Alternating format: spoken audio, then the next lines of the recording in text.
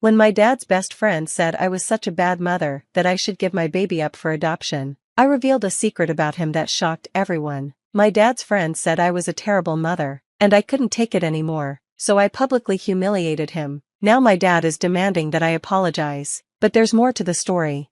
I was 18 and in college when I first met my dad's friend, Harold. Right away, he treated me with disrespect. When he found out I was studying medicine, the first thing he said was, "Oh, so you think you can save the world? How cute. Little 18-year-old thinks she can change the world." My dad laughed, and when I glared at him, he just said Harold's comment was funny.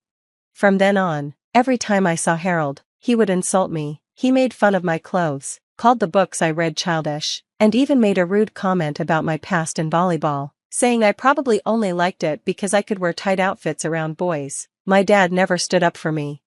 The last straw came when Harold interrupted me at a barbecue, telling me I didn't know how to cook and physically pushing me out of the way. After that, I tried to avoid him for 6 years.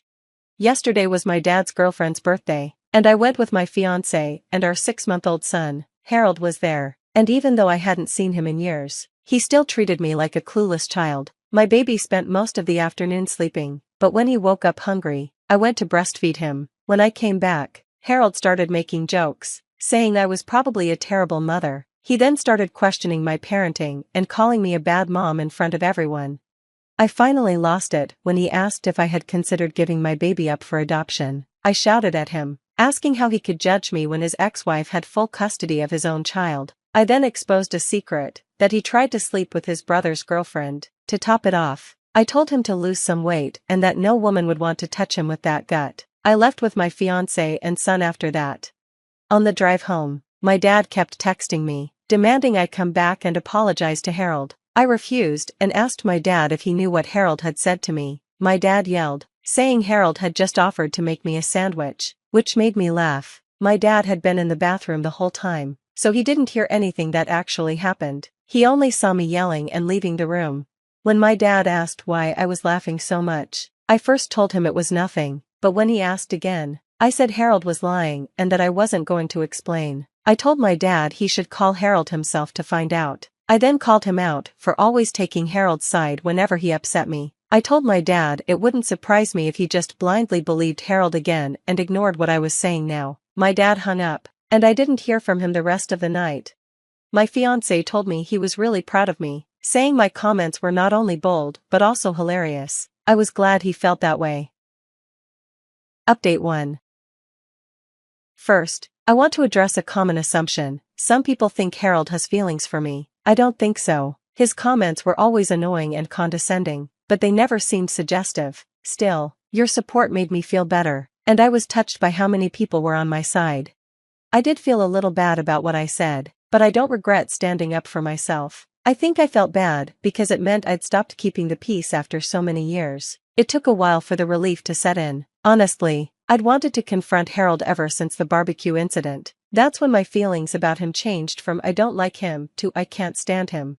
The day after my first post, my dad actually called Harold, which surprised me. When my dad asked Harold what really happened, Harold hesitated before admitting the truth. He took a minute to respond and then said, "Oh, I know." Harold tried to explain to my dad that he was just concerned about me becoming a mom so young and that he didn't mean any harm. I knew what I was doing, and while Harold apologized to my dad, I didn't believe his excuses. The next day, my dad told me about the call and said I should forgive Harold for what he called an honest misunderstanding. He also thought I should apologize because I overreacted by telling Harold I hated him over something small. A lot of Harold's rude comments happened in front of my dad, but my dad was usually too distracted to notice them. He doesn't pay attention unless something directly involves him or makes him angry, and even then, he'll probably forget about it later. We also have different ideas of what's offensive, so my dad never saw Harold's comments as a big deal. I told my dad that I wasn't exaggerating when I said I hated Harold and that the adoption comment was just one example of many. I reminded him of all the condescending things Harold had said to me over the years, including at the party. My dad didn't remember any of them. I made it clear that I've hated Harold for years and that I had no reason to apologize. I also told my dad that I won't be attending any events Harold is invited to. I don't expect my dad to stop being friends with Harold, but I won't be around him anymore. I said I would ask in advance if Harold is coming. and if my dad lies, I'll leave. My dad called me dramatic, but I pointed out that I'd been avoiding Harold for 6 years, and no one even noticed, so clearly it wasn't a big problem. I told him I don't have to like his friends any more than he has to like mine. After some back and forth, my dad agreed to my terms. Yesterday, my dad mentioned that Harold was upset, but I just ignored it. I'm not cutting off my dad completely, though I've come close in the past few years. Moving out has made things easier, and since we only see each other a few times a month, it's manageable. My dad doesn't complain as much about me not calling or texting anymore. I don't see the point in going no contact with him since he no longer has any control over my life. Instead, I'm focusing on raising my own child differently and learning from my dad's mistakes. My relationship with my dad is still rocky, and I don't trust him to babysit because he tends to fall asleep on the couch. I pushed him to start therapy when I got pregnant, and he finally started in June. His behavior has improved a lot, especially with me and my younger sister, who still splits time between our divorced parents. I've made it clear to him that he won't be allowed near my son if he stops going to therapy. This is the first time in my life that my dad has made real progress, and while it's hard to be hopeful, I'm trying. If I ever do cut ties with him, it won't be because of Harold. That's the whole story.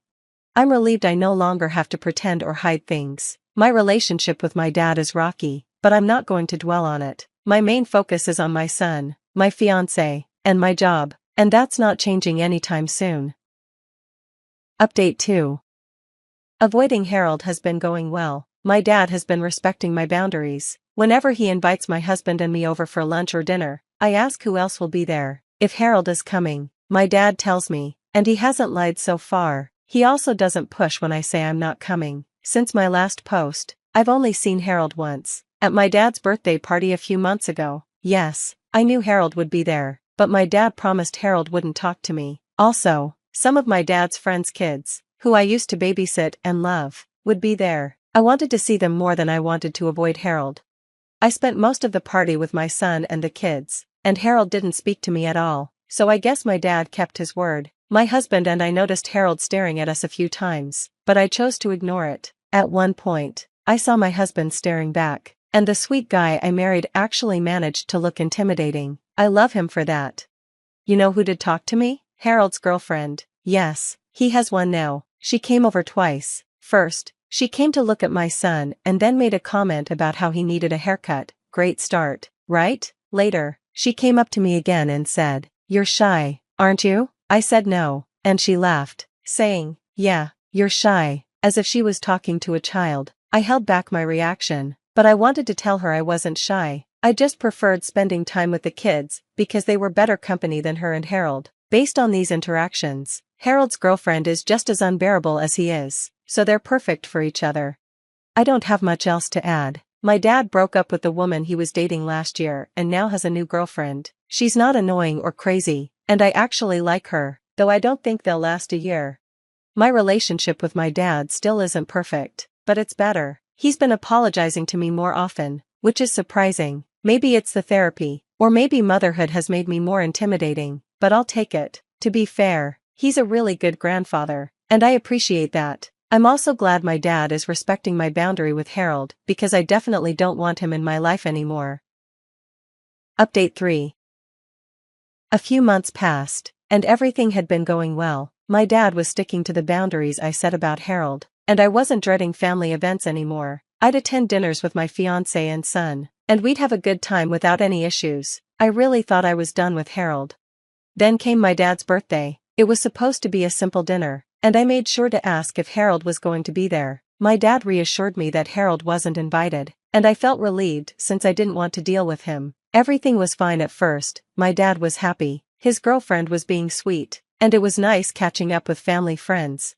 But a few hours in, guess who walked through the door? Harold, and he was drunk. I gave my dad a look, and he seemed just as surprised as I was. He hadn't invited Harold. Turns out Harold heard about the party from someone else and showed up unannounced. He was loud, obnoxious, and made everyone uncomfortable.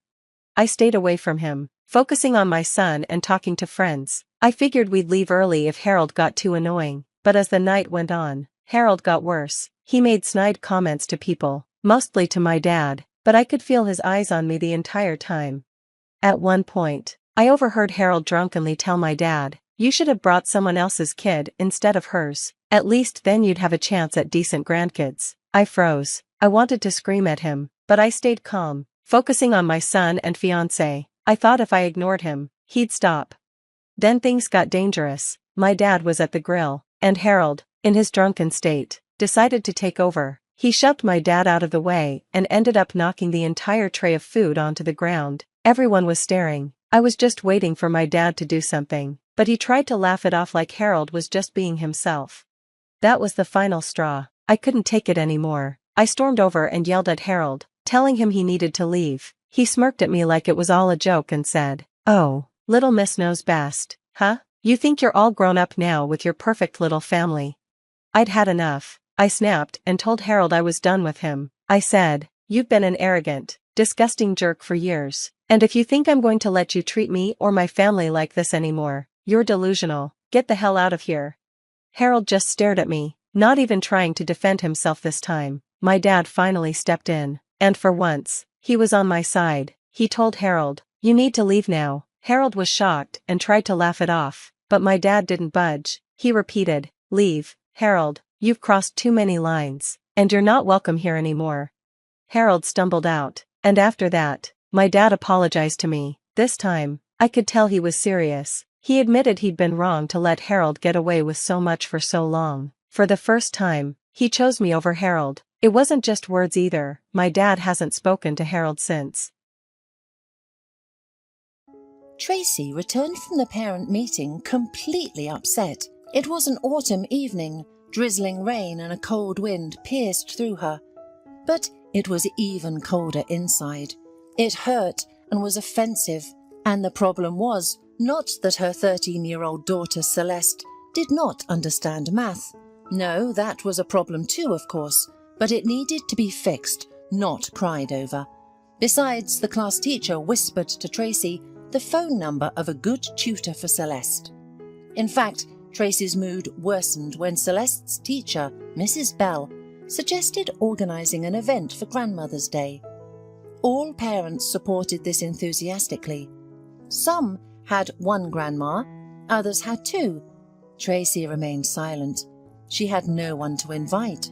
Her husband's parents died several years ago. As for her mum and dad, well, the word dad never existed for Tracy because he wasn't in her life. And her mum? Here, it was more complicated. She was alive, but she didn't exist for Tracy. Of course, she gave birth to her, but it would have been better if she hadn't. That's what Tracy used to think, until she escaped from the hell she had lived in since birth. The young woman was walking along a dim street, remembering her bitter childhood. Tracy remembered herself at the age of 5, somewhere. She was born and raised in a small village. She really wanted a doll back then, in a bright dress with lush curls. Her friend had one like that, and Tracy somehow told her mum about it. "A doll?" Her mother chuckled and said rudely, "It's more than you deserve. Draw a doll on the paper and cut it out." "Oh, you are really shameless. Your mother feeds you, shoes you, and dresses you, and you're still not satisfied." The mother shouted a lot then, including insulting words towards Tracy. The girl didn't quite understand their essence, but she only understood that these were nasty words. Perhaps the softest one was brat, and throughout her childhood she heard it most often from her mother's own lips. "Hey, brat, why did you wash the floor so badly?" her mother would ask her when she came from the farm, and Tracy was so offended. At 8 years old, she tried to clean the house after school to please her mother, but instead of gratitude, she heard things like that. "Hey, brat, why are you making a face?" She heard it at 13 from her drunken mother.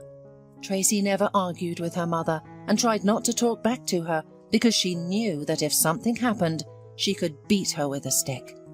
The girl didn't understand why her mother treated her like that. At 14, she couldn't take it anymore and asked why her mother didn't love her. "But why should I love you?" Nina shouted angrily. "You've ruined my whole life." But Tracy couldn't understand what her fault was. She had lived only with her mother since birth. She didn't know her father. But can that be her fault? Neighbour Mrs. Shane, a kind old woman with whom the girl could discuss her problems, once told her a story about her mother. Nina was previously married to a calm and hard-working Sam. They lived modestly, both worked on the farm, and everything was good for them. But Nina couldn't get pregnant, and Sam really wanted a child. So Nina decided to cheat on him, thinking that it wasn't her problem. At that time, there were some workers in their village who were renovating a farm. Nina got involved with one of them. She thought no one would find out. Just a couple of times she would run off to a hotel with her lover near the farm canteen when Sam was out in the fields. But the affair dragged on, and her lover turned out to be a blabbermouth. And soon, almost the whole village knew their secret. Sam found out everything. He didn't try to work things out with Nina. He just gathered his things and left the village. Where and why, nobody knew. Later it was said that he was working up north and that he died when his tractor crushed him. Nina was lost at first. She even cried that her husband had left her, but then she calmed down. Meanwhile, her lover moved in with her. Only by winter did he go back to his family in the distant South City, and Nina was left to deal with the aftermath. She was able to conceive a child, but did she really want him now? Nina went to the hospital, but they sent her away. It was way too late to do anything except give birth. Then Nina decided to leave her daughter at the maternity ward. But what would people say? She was ashamed.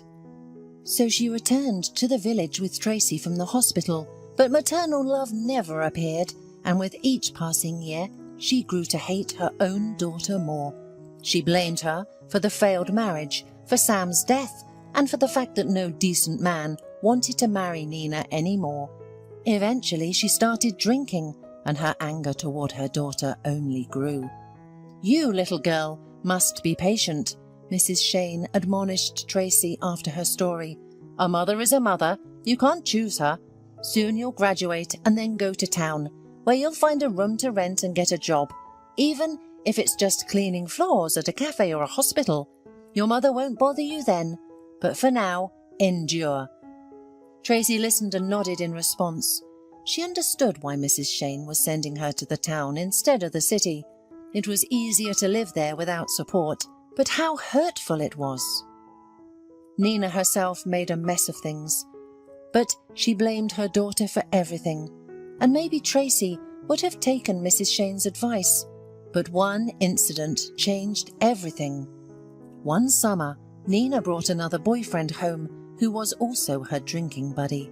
They drank and had fun in the kitchen, but then the man started shouting at Nina, saying that she was ugly and old and that her daughter was the real beauty. Tracy had just turned 17 at the time. She sat in the next room, huddled in a corner, afraid to move. Hearing these words, Nina got furious. She kicked the man out and then attacked her daughter with her fists. Tracy had dealt with her mother's abuse before, but this time Nina was completely out of control. She hit her as hard as she could. Tracy managed to escape and run to Mrs. Shane. The elderly woman comforted her, and they cried together. That night, Tracy decided to run away from the village. She didn't want to go to the nearest town, as Mrs. Shane had suggested. She knew her mother would find her there and never leave her alone. Tracy wanted to go to the city, especially since she read in the local newspaper at the post office about a recruitment for students, and they provided dormitories. Tracy snuck into her house at night. Hearing her mother snoring, she breathed a sigh of relief. She wouldn't wake up until morning for sure.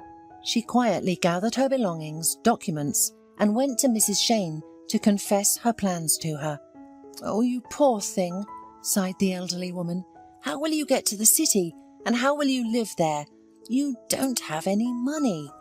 "No," admitted Tracy, "but I will try to sneak onto the train. I know people do it that way." "Uh-huh, they do," snorted Mrs. Shane skeptically, said, "and then the police catch them. Well, maybe you'll make it to the city." But do you have anything to live on when you get there?" "I'll work," replied Tracy. "Yes, but what will you live on until your first paycheck?" said the elderly woman. Then she thought for a moment, sighed and went to her bedroom. She rummaged in the wardrobe for a while and then took out some bills for Tracy. At that time, it should have been enough for a month.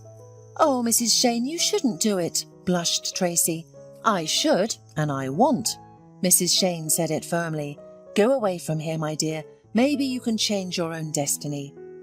"Thank you," whispered Tracy emotionally. "I'll pay you back. When I earn it, I'll pay you back." Mrs. Shane smiled gently and shook her head. Early in the morning, Tracy took the scheduled bus to the district town, and from there she took the train to the city. Everything went as planned. She got into school, found a place in the dormitory, and even found a job, cleaning the common areas in the apartment buildings. She only broke one promise. She never gave the money back to Mrs. Shane. The kind-hearted woman died in the fall of that year. Tracy learned about this from her mother, who came to visit her daughter for the first and last time. It turned out that Mrs. Shane had told Nina where Tracy had gone. But Nina came not because she was worried about her daughter. No, she wanted to take Tracy home because she needed free labour to clean the house, look after the chickens in the yard, work in the garden, and do other chores. Fortunately, the school administration, seeing Nina and realising her secret motives, did not give her daughter back. Besides, Tracy firmly decided that she would never return to her mother. She had enough of her mother. Now she was alone and on her own. Yes, it was not easy for her at first in the big city, but Tracy tried her best. She studied and worked. She got a job at a factory after school and rented a tiny apartment with her friend. And then she met Brian, a good guy who worked as a mechanic at the factory. They got married and started living together. For the first time in her life, Tracy felt that she was not alone, and that she now had support and safety in the form of a close person. Tracy and Brian moved to Brian's parents when the factory closed and everyone was kicked out on the street. Brian's parents were just happy that their son and daughter-in-law would live with them. They were good people, and they helped Tracy greatly when their granddaughter Celeste was born. They were like parents to Tracy, and she was totally devastated when they were killed in a terrible accident. A truck crashed into a bus stop and both of them died. A lot of time has passed since then. Celeste had grown up. Brian had found a good job on a construction site, and Tracy herself worked as a salesperson in a grocery store. They led a simple life without luxury, but they were happy and satisfied. The most important things were the love and respect in their family. Tracy never thought that she would become a good wife and loving mother, as she had no role model growing up. But it turned out that way. However, Tracy tried not to think about her mother. All she knew was that Nina continued to live in the same village, drinking and not thinking about her daughter. If anyone asked about Tracy, Nina would cover her with foul language, saying that she was ungrateful and ran away, abandoning her mother. Tracy learned about this from her former classmate Helen, who still lived in the village and was Nina's neighbour. Her husband was a farmer who built a house nearby. Returning home from school, Tracy remembered all of this. Yes, I seem to have a mother, but I don't. She'd never seen Celeste at all. What kind of grandmother is she? Yes, it's a pity that Celeste will have to participate in the class event as little as possible. Others will sing songs to their grandmothers or read poems, and Celeste simply had no one to do it. She will be upset. She is very emotional. Brian met Tracy in the hallway, and the most delicious aromas were coming from the kitchen. "We're frying meatballs with Celeste," Tracy's husband announced happily, and he kissed her on the cheek. "Why are you so gloomy? Did something happen at the meeting? Did Celeste misbehave?" "Everything is fine," Tracy said with a sigh. "We just need to do something about math." She decided to tell her husband about the upcoming event later. They had dinner, Celeste ran to her room, and Tracy finally shared her worries with her husband. "Oh, come on," Brian shrugged. It's not like our daughter is the only one growing up without a grandmother. Mrs. Bell is a wise teacher. She'll find her role. As a leading person, for example. Yes, you're right. Tracy nodded. I'm probably exaggerating everything. You just remembered your story. Brian hugged his wife and stroked her head like a little girl. My girl, forget everything. I'm here. Celeste is here too. And we love you very much. And I love you, Tracy whispered in response. As it turned out, Tracy had worried for no reason about Celeste. She was given the role of host, and the event went great. Although there was a moment when Tracy saw sadness in her daughter's eyes. Celeste knew nothing about Nina or Tracy's childhood, because Tracy decided to spare the girl's psyche and only said that she hadn't talked to her mother in a long time. But everything changed on a Saturday evening in November. After a bath, Tracy decided to lie down with her phone and open a social media page. She saw a message from Helen, her former classmate. Hello, Tracy, Helen wrote. Your mother had a stroke yesterday and was taken to the hospital. I thought you should know. I found her on the street and called an ambulance. The doctors said she'll live, but you know that after such an illness it takes a long time to recover. Well, let her recover, whispered Tracy. What are you whispering about? Mumbled a sleepy Brian. Are you chanting some mantra or what? If only, sighed Tracy, explaining what was happening. We have to visit her, unexpectedly and decisively, said Brian, as if waking from a dream. Tracy, she's your mother. A mother who hated and treated me like a stray dog, bitterly said Tracy. Brian, I can't forget anything, and I can't forgive her either. I understand it's difficult, but what else can we do? Helen said there's no threat to her life. She'll recover and start drinking again, angrily said Tracy. What's going to happen to her? And if she doesn't recover? Her husband asked cautiously. Tracy, we should look after her, so we don't blame ourselves later. I won't even think about it, grunted Tracy, and turned back to him, trying to fall asleep. But sleep wouldn't come. She remembered her childhood, offences and insults. Could something like that be forgiven? For the following days and weeks, Tracy stubbornly pretended that nothing had happened, although thoughts of her mother and how she was doing didn't let her rest. Helen regularly wrote, telling her that Nina was still in the hospital. Brian asked about the news, but Tracy made excuses, saying that she was still in the hospital. And then Helen wrote that her mother had been discharged. Tracy, I understand that you have difficult relationships with your mother and that you have reasons not to love her, but she's still your mother, wrote Helen. You should see her now. She can barely walk and she speaks with difficulty, and it's already winter outside. We, the neighbours, are helping her as much as we can. We're heating up the house and bringing her food. But we have our own work. Understand it. If there was a social worker, it would be no problem, but there's none in our village. Maybe you'll pay someone to take care of your mother? After reading the last sentence, Tracy protested aloud. Pay for her mother? They themselves weren't doing well, and she didn't have extra money. Tracy remembered the money that the late Mrs. Shane had given her to settle up in the city. Not her mother, but a neighbour. She also remembered how she cleaned floors at night to earn bread, and how she ate that bread, which was the cheapest and sometimes stale, drinking it down with water, and her mother didn't care about her. She won't get a penny from me, hissed Tracy. Brian heard this and raised his eyebrows, asking what was going on. Tracy read him the message from her classmate. But she's right, he nodded. We need to find someone to help your mother.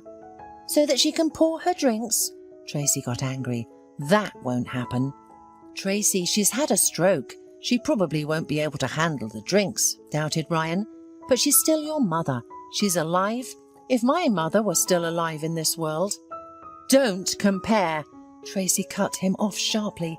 Your mother was a wonderful woman. She was like a mother to me, and my biological mother called me a brat and other nasty names. You can't imagine how painful it was to hear. Forgive her. I can't and I won't. I'd rather call the district social services office today and ask about the nursing home. Let her live there. Tracy and Brian were unaware of Celeste's approach to the door. However, the girl heard everything her parents were saying. "Mum," the girl suddenly spoke, "so you want to send your own mother, my grandmother, to a nursing home? Is that even possible? You didn't communicate with your mother for many years, and you didn't tell me anything about her, and now you want to get rid of her?" Tracy turned sharply at her daughter's voice and blushed. She didn't want her daughter to know everything, but what could she do now? "Sweetheart," Tracy said anxiously, "you're still young, and there are many things I can't tell you, but believe me, it will be better this way." "Better for whom?" Celeste cried. "For you? You don't ever think that I might send you to a nursing home too someday?" "What are you saying?" exclaimed Tracy. "Celeste, you can't judge me right now. This woman only gave birth to me, and then she only insulted me. I ran away when I was 17 because she beat me, and her drunken suitors harassed me." After saying this, Tracy fell silent, realizing that perhaps she shouldn't have told her daughter all of this. Celeste, who had grown up with love and care, could hardly believe that her own mother could act this way. But that was a long time ago. Maybe she had repented. The child suddenly said sensibly. Repentance. For some reason, Tracy didn't believe in it, but her daughter's words planted a seed of doubt. For the rest of the evening, she couldn't stop thinking about her mother. No matter what, she was still her own flesh and blood. "Let's go to the village tomorrow," Brian suggested as they were going to bed. "We won't decide anything yet. Let's just go and see how your mother is living." "Okay," Tracy unexpectedly agreed. The next day, Brian took a day off work. Tracy changed shifts, and they set out in their old car. Tracy was lost in thought all the way, wondering what had happened to the village. She hadn't been there for so many years. And most importantly, how would the meeting with her mother go? If she tried to insult her in any way, she would send her to a nursing home without a second thought. Over the years, the village had become dilapidated and smaller. Many houses were empty. Only Helen's house towered like a giant, and nearby was the old hut. Tracy's heart tightened. Her childhood home. No matter how badly she had lived there, it was still exciting. The courtyard was covered with snow, and only a thin trail indicated that people sometimes came there. The wooden door creaked heavily when Tracy pushed it open. The woman froze for a second and then entered the hallway. Everything was cluttered and dirty. Tracy involuntarily grimaced. Her mother had let everything go. Clearly they hadn't cleaned in years. Tracy was shocked. She touched the radiator. It was cold. The woman peeked into the bedroom, and she didn't immediately recognize her mother among the pile of rags on the bed. Finally, the pile moved, and Nina emerged from underneath. Her mother had become a complete old woman, thin and yellowed. Tracy felt sorry for her for some reason. She wanted to chase away that feeling, but she couldn't. "Hello, Mum," Tracy whispered quietly. Nina muttered something in response, then pushed aside the rags and sat down on the bed with difficulty. "Tracy," she said, barely audible. Did you recognize me?" asked Tracy in a trembling voice. "Of course, my dear," Nina replied, more clearly but slowly. "It's just that I didn't expect to see you." "But I came. Meet my husband, Brian." Brian nodded in response, visibly confused by what he saw. "You also have a granddaughter," added Tracy. "Her name is Celeste." "I know," Nina happily smiled. "Helen told me and showed me a photo on her phone." "I see," Tracy replied dryly and harshly. "So tell me what happened to you. Have you drunk yourself to a stroke?" She sat on a stool, brushing off the dust, and looked into her mother's faded eyes. Nina shrugged and lowered her head. "You're right, my daughter. I'm to blame for everything," she muttered, and then she sobbed and burst into tears. "Tracy, forgive me," she said, wiping her tears from her wrinkled face with a trembling hand. "I'm so guilty in front of you. This is my punishment for mistreating you. I only recently realized how wrong I was. I took out my grievances on you and drowned the pain in alcohol. I ruined my life with my own hands." Tracy listened to her mother and remained silent. She suddenly realised that there was no resentment, only pity for this unhappy old woman. "Okay, Mum, that's enough tears. Let's get ready." "Where to?" "To the nursing home. Helen told me it was the only place for me." Nina lowered her eyes and fell silent. "No," Brian suddenly broke the silence. "We'll go to our place. We have 3 bedrooms in our apartment. There's space enough for everyone, and you can't be left unattended." Tracy looked at her husband with surprise. After all, he was always a wise and kind man. Perhaps that's why she loved him. "Just remember my words. If you drink and are rude, I won't put up with it," she told her mother. "I understand. I won't do anything bad anymore. I'll listen to you in everything," Nina whispered, and then added, "Thank you, and forgive me." Tracy didn't say anything in response. They collected Nina's meagre belongings with Brian, put the old woman in the car, locked the door to the house, and set off for the city. Tracy drove, occasionally glancing at her silent mother in the back seat, and realised that she was doing everything right, as a human being should. There is a time for everything in life. Yes, not everything can be forgotten, but you have to learn to be wiser. Tracy closed her eyes. Ahead was the road home, and then a long journey of forgiveness.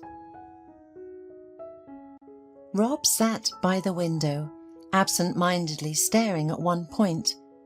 Today marks a year since his beloved wife Lynn passed away, and he still couldn't believe it. A sudden heart failure ended the life of the young woman and became a real tragedy for Rob. Memories didn't give him peace, and every time took him back to the happy times when they were together. Rob met Lynn right after his graduation from medical school. This chance encounter in the park turned the young man's measured life upside down. Lynn came from a village to conquer the city, dreaming of becoming a fashion designer. For now she worked as a seamstress and rented a tiny apartment on the outskirts. Rob's heart melted from the kindness, tenderness, and genuine sincerity of the provincial beauty. They only talked for a week, but Rob, falling in love like a boy, realised that Lynn had completely captured his thoughts. After several meetings, he proposed to her. The couple lived soul to soul for 8 years. The only thing that upset the young family very much was the absence of children. The cause of infertility remained unknown until the end. Just after the wedding glasses rang, the newlyweds were already dreaming of 2, or better yet 3 children. But it didn't happen. Examinations and treatment in clinics did not give results. Despite everything, Lynn and Rob did not lose hope. They also dreamed of their own house by the lake, spacious and cosy. All hopes and dreams collapsed when Lynn's heart stopped. And Rob was not at home then. He was not even in the city. The young doctor had been on an internship abroad for almost a year. Video calls with his wife didn't stop for a day, but the distance between them played a cruel joke. It became even more painful to think that Lynn never complained about her health. And as they say, nothing foreshadowed trouble. With the death of his wife, Rob was left only with warm memories and, of course, photos where they were both alive and looking at each other with loving eyes. The man returned to the photos on his phone every day and couldn't get enough of them. Every shot seemed infinitely familiar and priceless to him.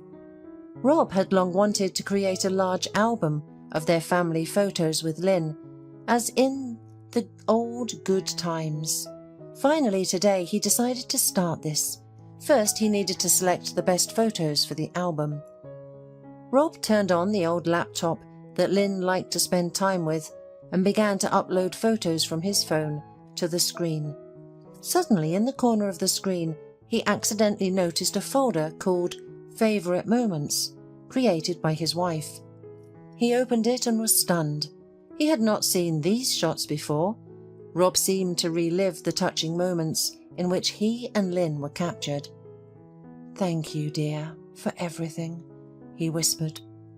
Suddenly the man came across a strange shot where his wife was sitting on the bed, holding a large children's toy car in her hands. "Oh, that's unexpected. We don't have children's toys, although we really dream of having a child in our family. Well, maybe she went to a friend's birthday who has a child and bought a toy for the occasion," Rob guessed. Looking closely at the image in the photo, he noticed a sheet of paper lying on the edge of the bed.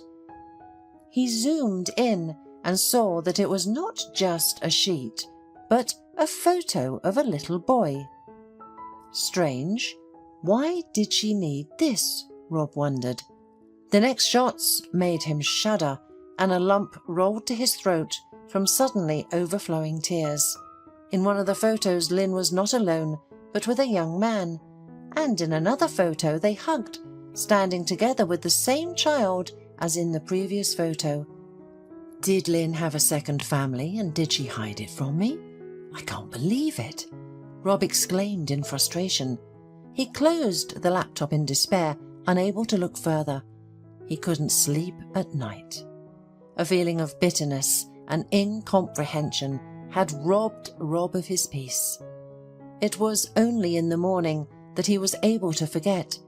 He dreamt of Lynn. At first she was in his arms, but then she turned into a bird and flew away. Rob woke up with a broken heart and a headache, unable to think of anything else but yesterday's photographs. Rob and Lynn had always had a golden rule, never to pry into each other's personal belongings. Even after Lynn's death, Rob didn't allow himself to break the established tradition. Lynn's things remained in their usual places. However, curiosity and emotional turmoil didn't allow Rob to calm down. In the end, he couldn't resist and opened the drawer of the writing desk where Lynn kept her personal documents. It was hard for him to look at things that her delicate hands had once touched. He didn't even realize how he would live without his beloved. This pain was sharper than a razor and unlikely to ever dull.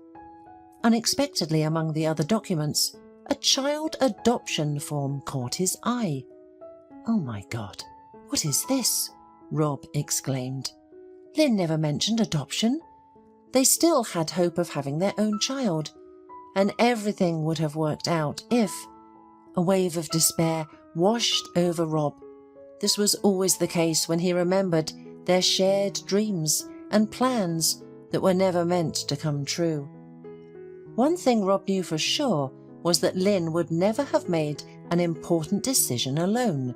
All questions concerning the two of them were decided together, but something made Lynn sign the adoption form. "What should I do? How difficult it is without you, Lynn, but I must find out everything." Rob's heart told him that his wife was going to tell him something important, but she didn't have time. Adoption, where could it be? Rob wondered. Well, of course, in an orphanage. This would be our next step with Lynn if the doctors gave us the final verdict that we couldn't have children. The decision to go to the orphanage came lightning fast.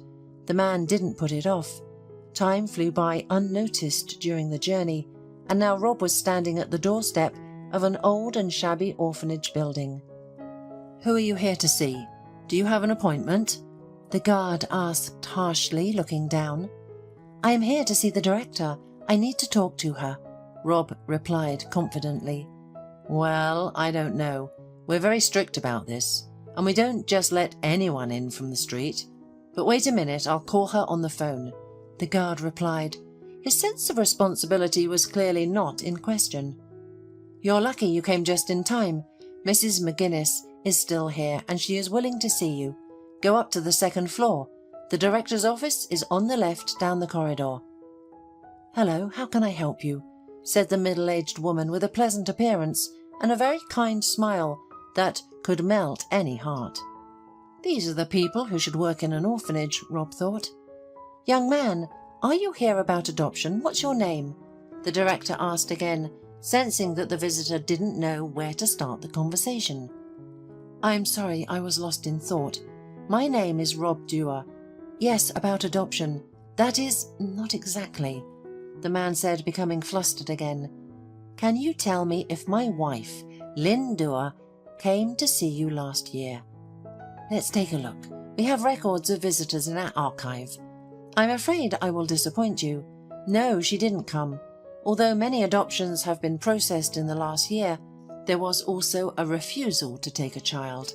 A strange refusal, Mrs. McGuinness said significantly. Why strange? Rob was interested. Well, because a woman without any explanation gave her own 8-year-old son to the orphanage. Usually we get refusals from maternity hospitals, children from troubled families or children whose parents die or died under different circumstances. And here, a living, apparently healthy woman just came and gave her child away. In my practice, it's almost the first time something like this has happened. Yes, how heartless people can be. Rob agreed with her thoughts. Suddenly the door opened and a thin boy ran in. His high-pitched child's voice filled the entire space of the large office. Mrs. McGuinness, can I not go outdoors today? My tutor is making me, but I don't have time. I still need to finish my craft for the competition. As Rob looked at the boy, he felt as if he had been struck by an electric shock. He had seen this child somewhere before, and very recently at that. Oh my God, Rob realized this is the boy from Lynn's pictures that he was looking at yesterday and came here for. Rob was so lost in thought that he didn't notice the boy approaching him and staring at him with big grey eyes. Suddenly the boy asked, "Are you my dad by any chance?" Rob wasn't expecting such a question and was completely lost, not knowing how to answer. Cody, go to your room. You can't interfere in adult conversations. Okay, I'll allow you to skip the daytime walk today. Upon hearing these words, the boy smiled and disappeared behind the door of the office. Don't take it seriously. That's how kids in orphanages are. Regardless of their age, they dream of having a family. They see a dad in every man who comes and a mum in every woman. And this boy is special. He's the child I just told you about. He was placed in an orphanage without explanation. Rob turned pale and froze. He had many questions but no answers. Okay, someone put this child in an orphanage. But what does my wife have to do with it? How do I unravel this mess without you, Lynn? Mrs. McGuinness noticed the paleness and agitation. What's wrong with you? Would you like some water? No need, everything's fine. Please tell me, what's the name of the woman who gave Cody away to the orphanage? It's significant for me to know. The director looked at Rob in surprise. She couldn't understand why this strange man had come here and what he wanted to get here. She shouldn't just reveal confidential information to him out of the blue, but Mrs. McGuinness caught herself thinking that she didn't want to refuse him, simply because Rob didn't look happy and there was some inexplicable sadness in his eyes. So Mrs. McGuinness simply nodded in agreement. Okay, let me check. Found it. The woman who wrote a refusal for Cody is named Judith Rossi. Judith? Rob asked incredulously. Yes? Do you know her? No, I don't, he answered immediately, but he lied. Of course he knew Judith Rossi. She was his ex-girlfriend, the one before Lynn. Judith noticed him first in college and fell in love. Rob just got carried away, nothing more. He didn't fall in love with her, and Judith knew that, but didn't want to believe it. She tried every possible way to win the affection of the guy she liked. Rob, are you busy tonight? Maybe we could go to the theatre or a cafe together. And on weekends we could go to the countryside. There's such a fun group gathering there. What do you think? At first, Rob waved off Judith like a pesky fly, but one day he got tired of it and agreed to the girl's proposals, just to use her as a remedy for boredom. Then Rob met Lynn, fell madly in love, and completely forgot about Judith. The girl didn't give up without a fight and made many attempts to win Rob back, but all of them were in vain. Rob didn't want to hear anything. When Judith found out that Rob was getting married, she went crazy and shouted after him, "You'll regret it bitterly, and you'll never be happy." A few days later, the girl disappeared from Rob's life. He was very happy about it and immediately forgot about Judith. After all, he had a new life with his beloved Lynn. Now, years later, what happened between him and Judith flashed brightly in his mind, especially her last words. Rob was horrified because they really turned out to be prophetic. He rushed out of the orphanage like he had been scalded. A swarm of thoughts raced through his mind, which he couldn't put together. Lynn's ridiculous death, her photos with Judith's child, whom she gave to the orphanage. Try as he might, Rob couldn't understand or connect the events that had happened. One thing he knew for sure was that he needed to find Judith. Rob was almost certain that she held the key to the solution. Surprisingly, he still remembered Judith's address, tucked away in the corners of his memory. It was easy to find the old 5-story building that he hadn't visited in almost a decade. After a piercingly loud ring, a middle-aged woman opened the door and looked surprised at Rob. "Who are you looking for?" she asked. "Is Judith Rossi here? She used to live here," Rob replied, realizing that the woman in front of him was not Judith. "I don't know anyone like that, sorry," the woman replied. However, seeing the desperation on Rob's face, she added, "Wait, let me ask my husband. Maybe he knows." "Ben, have you heard of Judith Rossi?" A male voice came from the depths of the room. "Oh, Kate, have you forgotten? We bought this apartment from Judith Rossi about a year ago. And who's asking?" "Apparently nobody," the woman said, looking after Rob as he ran down the stairs. Outside, Rob sat on a bench and hugged his head, buzzing like a beehive from today's events. Well, that's a dead end. Where do I look for Judith now? And maybe no one needs to be searched for to find out, to dig up the past. Why, Lynn won't come back anyway. Yes, that's exactly what needs to be done, thought Rob. In a depressed mood, he returned home. Earlier, Lynn's cheerful laughter could be heard here, and the house was filled with comfort, warmth, and happiness. And now, what? Emptiness. The grey walls and ceiling pressed on Rob with terrible force. He collapsed weakly on the couch and immediately fell asleep. Lynn appeared in his dream. They were walking toward each other. Lynn was so beautiful in a long sky-blue dress, walking through a field strewn with wild flowers. She took a little boy by the hand. When Lynn reached Rob, she whispered only one word to him, "Don't give up." And then the girl disappeared, turning into flowers in the field. Rob woke up immediately and said to himself, "I won't give up, I promise, and it seems like I know what to do." He remembered his classmate, Sasha, who had dreamed of working in the police since school, and now he was a detective on especially important cases. That sign was on the door of the office where Rob went, not for service but for friendship. Sasha gathered the necessary information which, to put it mildly, surprised. Instead of the address of Judith's residence, he received information about her death from cancer about a year ago. Around this time, Judith gave her child to an orphanage. Rob also learned that Judith had an older brother named Peter, who was convicted of a series of thefts, served his sentence and lived in a settlement outside the city, and he was probably the only person who could tell what happened.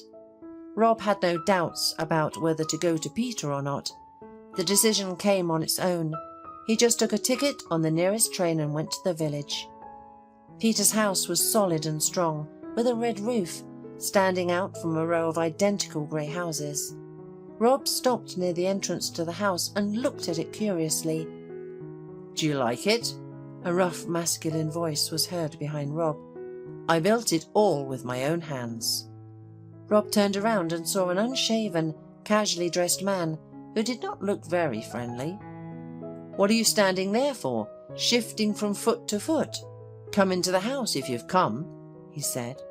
"Yes, actually," Rob stuttered hesitantly, embarrassed by such a greeting, but followed the owner into the house. "Who are you?" Peter asked as soon as Rob crossed the threshold of the house. "I'm Rob." "Who?" Peter rudely interrupted him.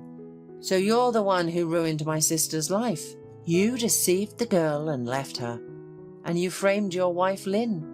I wanted to hate her at first, but I couldn't. She turned out to be a good person, but she didn't get what she deserved. And now, what brings you here? Do you want to mess with me? Of course you're happy with your life. You bathe in happiness, and I'm all alone, with a certificate from prison. No mother, no father, not even a sister. Get out of here." "I have no happiness. I had it, but now it's gone. Lynn died," Rob cried out in a strained voice. "How did she die? Did Judith's curse work? And where is Cody?" Peter turned sharply. Rob's face changed at these words. "Which curse? What Cody? What are you even talking about?" Peter looked puzzled at Rob. "Lynn didn't tell you anything, right? Maybe she didn't have time. Let's go to the kitchen, pour some drinks and talk," Peter said. "I don't drink," Rob refused. "It's okay. Today you will," insisted the man. "If they didn't tell you, then I will. I'll open your eyes so that life doesn't seem so rosy. Judith messed up a lot and drove herself to the grave, but you're still guilty of everything." Peter emptied his glass of whiskey, bit into a piece of black bread and continued. "When you left Judith, she completely lost it. She found a black magician and asked him to curse your family. She believed in this nonsense so much. She didn't want you to have children and dreamed of getting rid of your wife to take her place. She gave all her money to this charlatan. She even had to sell the car and take out loans. But it didn't bring her any happiness. She realized she was pregnant after your affair. She struggled penny by penny and worked as a cleaner and a janitor. I was in prison all that time, doing time, and couldn't help her in any way. I paced like a caged tiger, unable to escape." Rob listened, sometimes paling and sometimes blushing, and he couldn't believe that this was happening to him. Apparently the curse worked. They had no children with Lynn, and Lynn died suddenly as if someone had cursed her. Tears filled Rob's eyes. He poured whiskey into a glass and drank it in one gulp. "God, why? I didn't promise her anything. And Judith knew I didn't love her," he said. "Is her child really my son?" "Of course he's yours. Judith was faithful. She didn't want to hear about other men. And if you didn't love her, why did you sleep with her and just use her? And when she became unnecessary, you threw her away. That's what you got for everything." Seeing Rob's terrible condition, Peter added, "When Judith tried to punish you, she also punished herself. Suddenly she got sick and it turned out to be cancer. According to the doctor's prognosis, she had 3 months to live, but she lived for 6. We have no relatives, so not wanting to leave the child at the mercy of fate, Judith gave him to the orphanage. But her conscience ate her up. It's not godly to get rid of a child with a living father. At the last moment, she went and told everything to your wife." Suddenly, even Peter had a tear running down his cheek. "I was a week late. I was released, but I came not to her but to her grave. I was terribly sorry that my sister gave her child to the orphanage. But Lynn promised that everything would change soon. She was kind and compassionate, like an angel coming down from heaven. She said that as soon as you arrived from abroad, you would take your son. I arranged it and picked him up from the orphanage a couple of times on weekends. We walked in the park together. Cody was crazy about Lynn, and now there's no Lynn. The angel has flown away." Don't torture yourself, Peter. Thank you for everything. Rob couldn't listen any more. Sharp pain pierced his heart and soul, a wound that couldn't be drowned out with vodka. It was like a bleeding wound. It healed with a thin crust and then flared up again with renewed force. Rob didn't remember how he got home. The shower brought him back to his senses. Its cold streams refreshed not only his body but also his thoughts. He still didn't know and couldn't imagine how his future life would turn out. But of one thing Rob was sure. He would take his son from the orphanage and raise him properly. That's what he wanted, and that's what Lynn wanted. Today he dreamed of his beloved again, but for the first time it was a happy dream. They walked together holding hands and smiling at each other. The next day Rob returned to the orphanage to see his son. "Cody," he called out to the boy, who was standing alone in the hallway by the window. The boy turned around and ran up to him. "I knew you'd come back, Daddy." The child's admission was the greatest reward Rob could ask for. He hugged his son tightly, and the boy hugged him so tightly that it seemed impossible to let go. So, we'll live, Rob thought. Travis Doe felt his eyes slipping shut. The boy yawned and put his hands under his head, getting comfortable on the piled-up carnival costumes. He didn't fight the pleasant feeling, falling into a warm, soft, feathered dream. His drowsy thoughts turned to the Santa Claus coat hanging somewhere in the wardrobe, left by their physical education teacher after yesterday's rehearsal. The coat could serve as a blanket, but he was too lazy to get up. The boy was in his usual place, a small room behind the assembly hall. While the school ensemble preferred to rehearse on stage or in the sports hall, this room was where the little artists changed clothes, practiced their roles, applied makeup, and waited for their time while peeking at the ongoing performances. Travis often stayed in this den after school to wait for his mother, Helen, the new music and culture teacher. She had been tasked with producing the holiday play and its musical accompaniment. For as long as Travis could remember, his mother adored participating in all school events, staying up late, working on scripts and planning costumes. This year she tried to convince Travis to audition, but he refused, already unpopular with some of his classmates, so that he wasn't about to speed run his social elimination by playing a wolf or bunny in the school matinee. Travis yawned again and turned onto his side, tucking his hand under his cheek. His secluded, dark corner smelled of wood shavings, cardboard and paint, remnants from the senior students' recent work on New Year's play decorations. His mother had conceived a New Year's fairy tale based on The Wonderful Wizard of Oz. In her adaptation, Dorothy and her dream team journeyed not to Emerald City, but to New Year's Land, seeking a festive mood stolen by an evil sorceress. With rehearsal still 2 hours away, Travis had time to sleep. He could have used the time productively, doing homework or studying for tomorrow's chemistry test, but sleep felt more urgent now.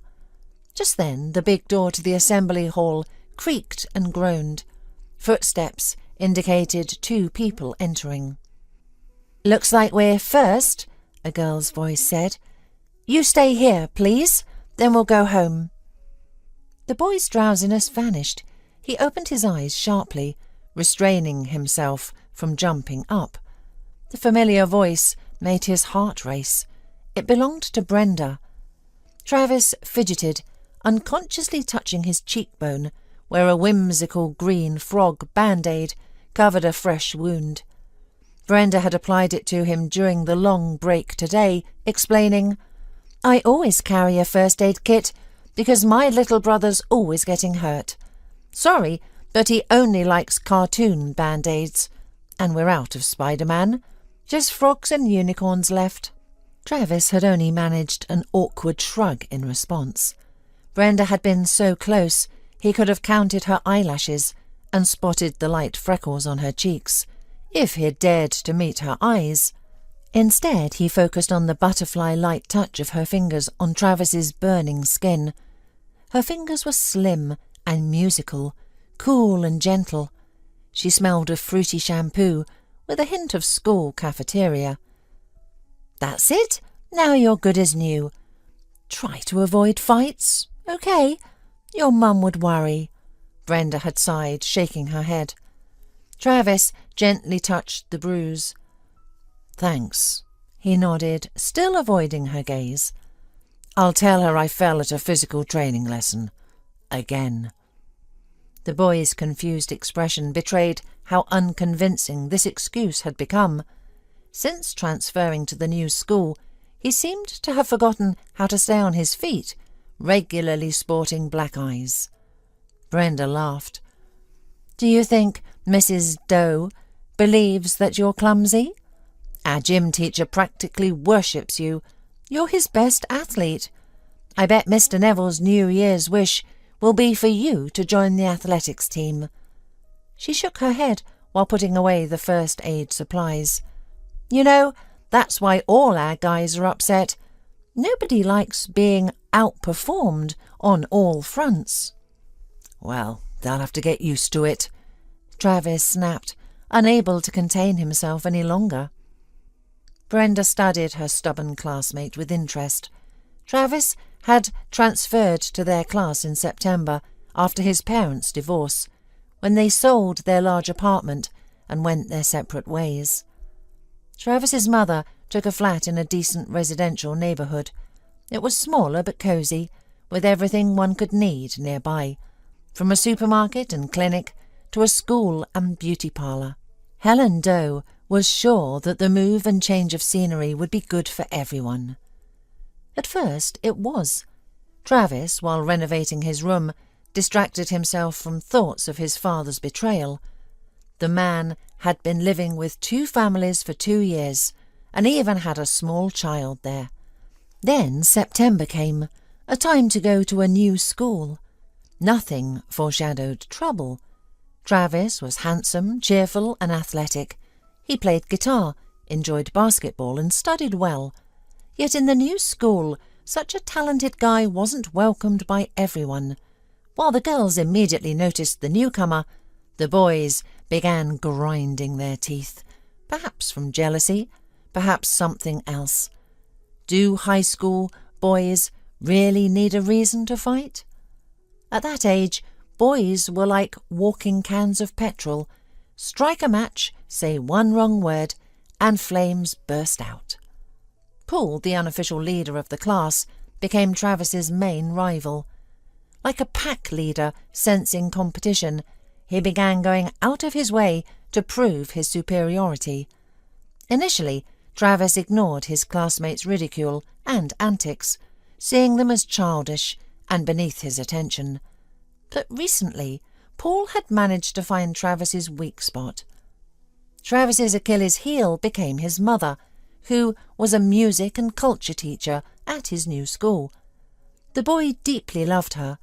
She was a wonderful woman and a marvellous teacher who genuinely loved children and her work. Moreover, Mrs. Doe was young and stylish. No wonder high school students never missed world art culture lessons. Sometimes, though, they crossed boundaries. Paul would make crude jokes about the teacher. What started as hormone-driven teenage pranks escalated when Travis made a serious mistake. Upon hearing Paul discussing his mother, he attacked his classmate with his fists. Despite the beating Paul received, he didn't stop. Having discovered how to provoke the usually level-headed Travis, he began mentioning his mother more frequently. Today, after the world art culture lesson, Paul loudly commented about Mrs. Doe's new buttoned dress and his desire to undo it. Travis, walking behind, shoved his classmate hard, and the usual fight unfolded. The girls separated them.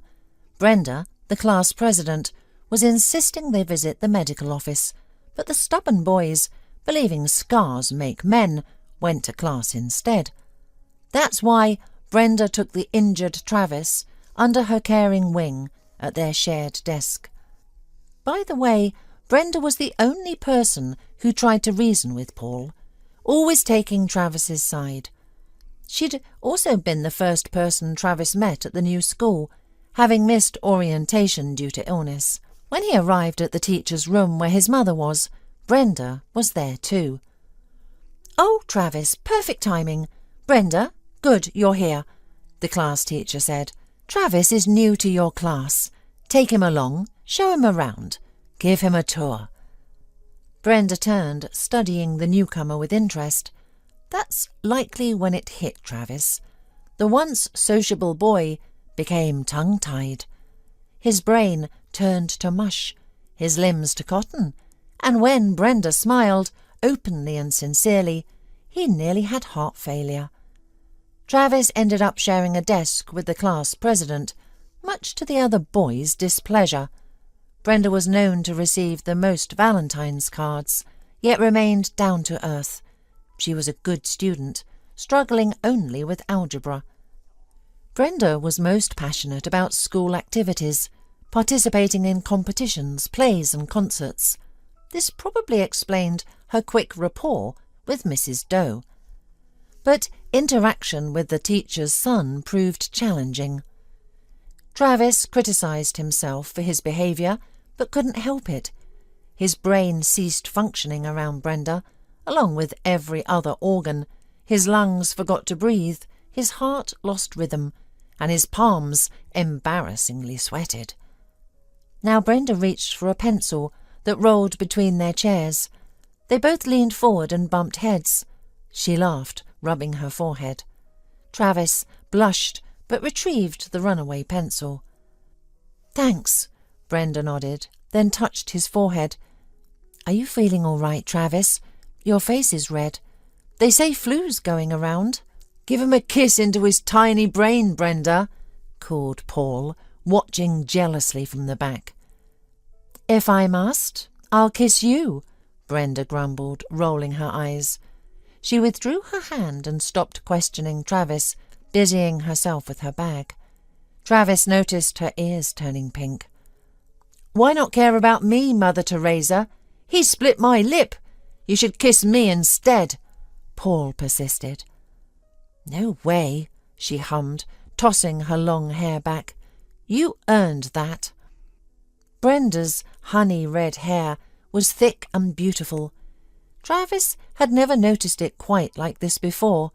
Her eyes were tea-brown with darker flecks, like leaves swirling in a cup. Brenda and Paul continued trading barbs until the biology teacher entered. The students settled into their seats. "Quiet down, everyone. I know New Year's is approaching, but let's focus. We have a fascinating topic today, the basics of genetics," said the teacher. After the lesson, Paul, going out into the corridor for a break, pushed Travis with his shoulder and muttered in his ear, "Don't get too excited. Brenda is coddling you like a beaten puppy. Don't count on more than that.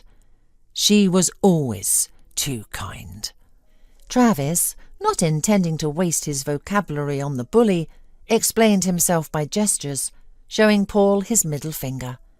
"Travis, what is this?" the teacher gasped, noticing the obscene gesture. "Nothing bad, miss," the boy found himself quickly. "The thing is that in Japan, the middle finger is not an insult, but a brotherly gesture. In the context of Japanese Sign Language, it means older brother. Paul has become like a brother to me. I wouldn't be surprised if we had been separated at the maternity hospital. He's such a warm-hearted and nice guy." There was laughter in the class. Paul turned green and pretended to vomit. "I'm certainly glad you have such feelings, boys, but remember, we're not in Japan." Karen Evans hummed, shaking her head and leaving the classroom. Travis hummed, and then he was clapped on the shoulder. Not hard, but in a friendly way. "Funny," Sam praised him with a smile. "I should take your story into account." Travis was surprised because usually Sam did not communicate with him. It appears that Brenda was right. The guys will get used to him. Later, Sam came again, asked to teach him to play the guitar. "I heard you play in the music hall. I would like to impress a girl, Jenny Harper." He was embarrassed. "Will you help me?" "No problem," Travis smiled. Travis's mood became a little better. After all, Brenda took care of him, and the guys began to thaw. Even the clash with Paul was no longer making him angry. However, the cherry on the cake was the appearance of Brenda in the rehearsal room. And why didn't he think that she would definitely want to participate in the play? What an idiot! He should have agreed to his mother's request. Travis froze, not knowing what to do. Come out of hiding? Wouldn't it look strange? From the den, he could go out into the school corridor and then return to the assembly hall through the main entrance. Travis wanted to do so, but for some reason he froze, listening to the conversation between brother and sister. Yes, it was the younger brother Johnny that Brenda had brought with her to the rehearsal. Usually they walked home together, with Brenda always holding her younger brother's hand. Travis heard that the boy was only in the 1st grade. "Who are you going to play?" asked the child, sitting down in the audience chair. "Dorothy," answered Brenda. "It's the lead role." "Are you going to get a cake like last time? It was so delicious." The boy sighed dreamily. Brenda laughed. "No, they gave me a pie for winning a sports competition. Now I'm just going to play and please kids like you." It appears that she tickled her brother because Johnny giggled and then asked for mercy. "And is Christmas Eve coming soon?" the boy persisted. "Only a week left, just a little bit more." "Really? But we don't have a Christmas tree." The little boy was frightened. "And I haven't written a letter to Santa Claus. He won't know what I want." Brenda was silent for a moment. It was as if she were gathering her thoughts or even her strength. "Johnny, dear," she began in a strange tone, so unlike her usual cheerful talk. "We're not going to have a Christmas tree this year. We don't have a tree or ornaments for it." "What?" The 1st grader was frightened. "Brenda, but how could we? We used to have a Christmas tree. Why can't we decorate it?" Tears trembled in the boy's voice. Brenda sighed long. Travis, unable to bear it, got up from his peculiar recliner and went to the door to look through the crack. Brenda was squatting opposite her brother. He was sitting in an armchair, frowning at his sister. "Johnny, the Christmas tree was taken away from us. There's no money for a new one. They cost as much as an airplane wing, honestly, and the toys cost even more." "Who stole our Christmas tree? The Grinch?" the child wondered. Brenda smiled weakly, shook her head. "Alas, but no. Johnny, you don't need to think about it. You are small. You will not understand yet." Travis thought about it. His mother made him drag a huge artificial fir tree and heavy boxes with toys and decorations to their new flat. She simply adored New Year's Eve. He remembered how he had complained that the tree was too big and wouldn't fit in their new flat. "There's always room for a Christmas tree," Mum had parried then, smiling broadly. Meanwhile, the little boy sniffed. "No, I'm adult. Who took our Christmas tree? Tell me, please." Brenda scratched the back of her nose, then confessed, "But don't talk to Mum about it, okay? Remember, when Dad's sister came to visit us, Aunt Ira, well, in general, when a person goes to heaven, some relatives start dividing his things," she cautiously explained. Aunt Ira declared that the toys belonged to their parents, so they were hers. Although there were a lot of Mum's toys, and she and Dad had chosen the Christmas tree together, but Mum didn't fight with her. She didn't even know that Aunt Ira had taken everything from the attic. In the girl's voice trembled resentment and pain. "Brenda, but without a Christmas tree?" "Wrong. And where will Santa put our presents?" the boy asked with trembling voice. "Nowhere, Johnny. This year we'll do without presents," Brenda answered deadly.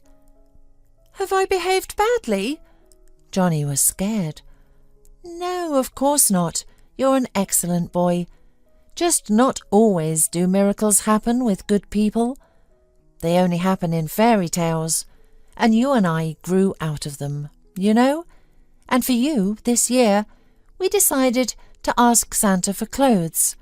Your jacket is too small for you, as well as your winter trousers. You're growing up fast." "No!" The child stubbornly stuck out his lip. "I'm only 7 years old. I'm still a little boy. I want to write a letter. I want a Christmas tree. I want to decorate it like we used to. It was so much fun. Remember? Like we used to," Brenda burst out. "We used to dress it up with Daddy. Johnny, but Daddy's not coming back. He's in heaven." Travis felt a prick in his heart. He and Mum would have their first New Year's Eve without their father. However, their dad turned out to be a bad man. And what happened to Brenda's family? "Daddy looks down on us from the sky," the little boy frowned. "He'll be offended if we didn't put up the Christmas tree. He loved the holidays, and he always said I should believe in miracles. If you believe in them, they will happen. And if you don't believe, nothing good will happen." Brenda got to her feet, pacing back and forth. Travis froze. He had never seen her like this. The girl had always seemed eternally cheerful, kind, responsive, never nervous or worried. But now her face was unrecognizable. Her brown eyes brimmed with emotions, resentment, anger, pain. They all poured out suddenly, as if Brenda's fuses had blown. "Listen, Johnny, enough! Stop believing in fairy tales. Just don't expect the presents you want under the tree this year. We don't have the money for that. We've got enough problems as it is. Can't you see Grandma's sick? Mum's worried about her, and she's working too hard. Her boss is a complete fool. We're still in debt. I wanted to help, to get a part-time job. She won't even hear of it. She keeps saying that my job is to study and help with you." She finished the tirade and, hearing a stifled sob, shuddered. Her face softened and the girl knelt before her brother, taking his hands in hers. "Johnny, please forgive me. I didn't mean to upset you. It's just, well, I'm sorry, okay? We'll work something out, right?" She hugged the boy comfortingly. "Maybe I'll ask the guys and we can find a little Christmas tree, and we'll make the decorations ourselves. What do you think? It'll be even better." "Will there be presents underneath it?" the boy asked, still holding out hope for magic. Brenda gulped. She looked into the child's wet eyes. He, too, was red-haired and brown-eyed like his sister. Brenda ruffled his hair. "Something will turn up. After all, you're such a good boy," she said, hiding the pain behind a smile. The boy brightened. His sister wiped the tears from his face with her palms. At that moment the door opened again, and 3 teachers entered the hall. Behind them the schoolchildren followed, dragging boxes with unknown contents. "Oh, the protagonist is already here," Helen exclaimed when she saw Brenda. "Well, we'd better wait for Santa Claus." "You know, Helen, I can't understand," muttered the math teacher, sitting down in the empty chair. "How did you persuade our Bill Neville to play Santa Claus? He can't stand it." "I just asked and he agreed," Helen shrugged. The math teacher clucked her tongue. "You just asked? I can't believe it. I've been asking him to fix the shelf in the classroom for 3 years, but he has no time, and he's never been in a play." "Don't listen to her, she's jealous," giggled the physics teacher. "Our Bill is an enviable bachelor. There aren't many of them in our women's collective. You can see that he likes you." Helen was embarrassed. Travis was too. He liked the gym teacher, though he was too pushy, calling him all the time to competitions. But Travis didn't even know that Mr. Neville had a soft spot for his mum. No, too many secrets he had learned sitting in this den. Travis slipped out through the second door and then entered the main hall properly. His mother, seeing him, brightened. "Have you changed your mind? Please say yes. We don't have enough male characters." "Indeed. Why would that be?" Travis snorted. "After all, everyone dreams of being Toto or Cowardly Lion, right?" Just then the future Dorothy appeared next to Travis's mum. The girl smiled welcomingly. Travis tried to fix traces of former sadness in her face, but in vain. She skillfully concealed them. "Come on, Travis, you'll make a fine tin man," she said. "Because I have no heart? Well, thank you for not making me the brainless scarecrow." Travis grinned crookedly, feeling his defences cracking. "No," the girl laughed. "You've read the book, haven't you? The Tin Man, on the contrary, had the biggest and most sensitive heart. I always liked him best." And Travis gave in. He was completely won over. His mum was almost jumping with happiness. The role of Toto, who was also unoccupied and didn't have many lines, was given to Johnny. The boy was very proud of his new role. He did his best, barking especially amusingly and sonorously. The rehearsal went well. Then Travis helped his mum gather their things and said he would wait for her outside. He went to the changing room. There, before he could put on his jacket, he heard Brenda and her brother again. "Brenda, I think I lost my mittens." Something fell with a thud in the far corner. Brenda must have dropped her bag. "Honey, are you going to cry? You can't cry, it's freezing outside." Travis moved toward the exit with a last glance over his shoulder. Brenda, kneeling and not minding the dirty floor, stood before her brother. She pulled her white fluffy mittens over his little hands. "They're for girls," Johnny sighed gloomily. "Don't be silly. White is the right colour for everyone. Besides, the cold won't know whose fingers they are, a boy's or a girl's. Oh, come on, put them on." "What about you? It's very freezing." The boy was indignant. "I'm all right. I'm older." Brenda waved him away, pulling her hood over her head. Travis waited for Brenda and her brother at the school gate. In his pocket he clutched his gloves, feeling excited.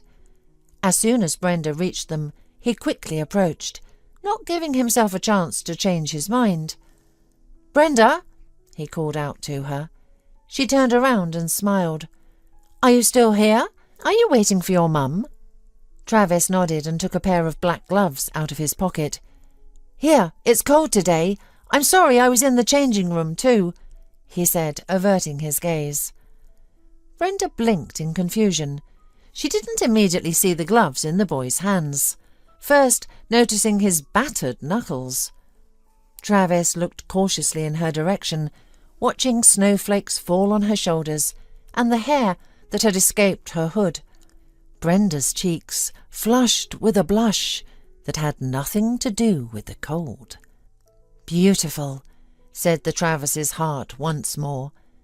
"Come on, take them," he smiled, suddenly calm rather than his usual nervous self. "What about you?" "My hands are warm," grinned Travis. "Brenda, I'll put them on you if you refuse." The girl laughed softly and put on the gloves with tenderness in her eyes. They were too big. Brenda playfully clenched and unclenched her fingers.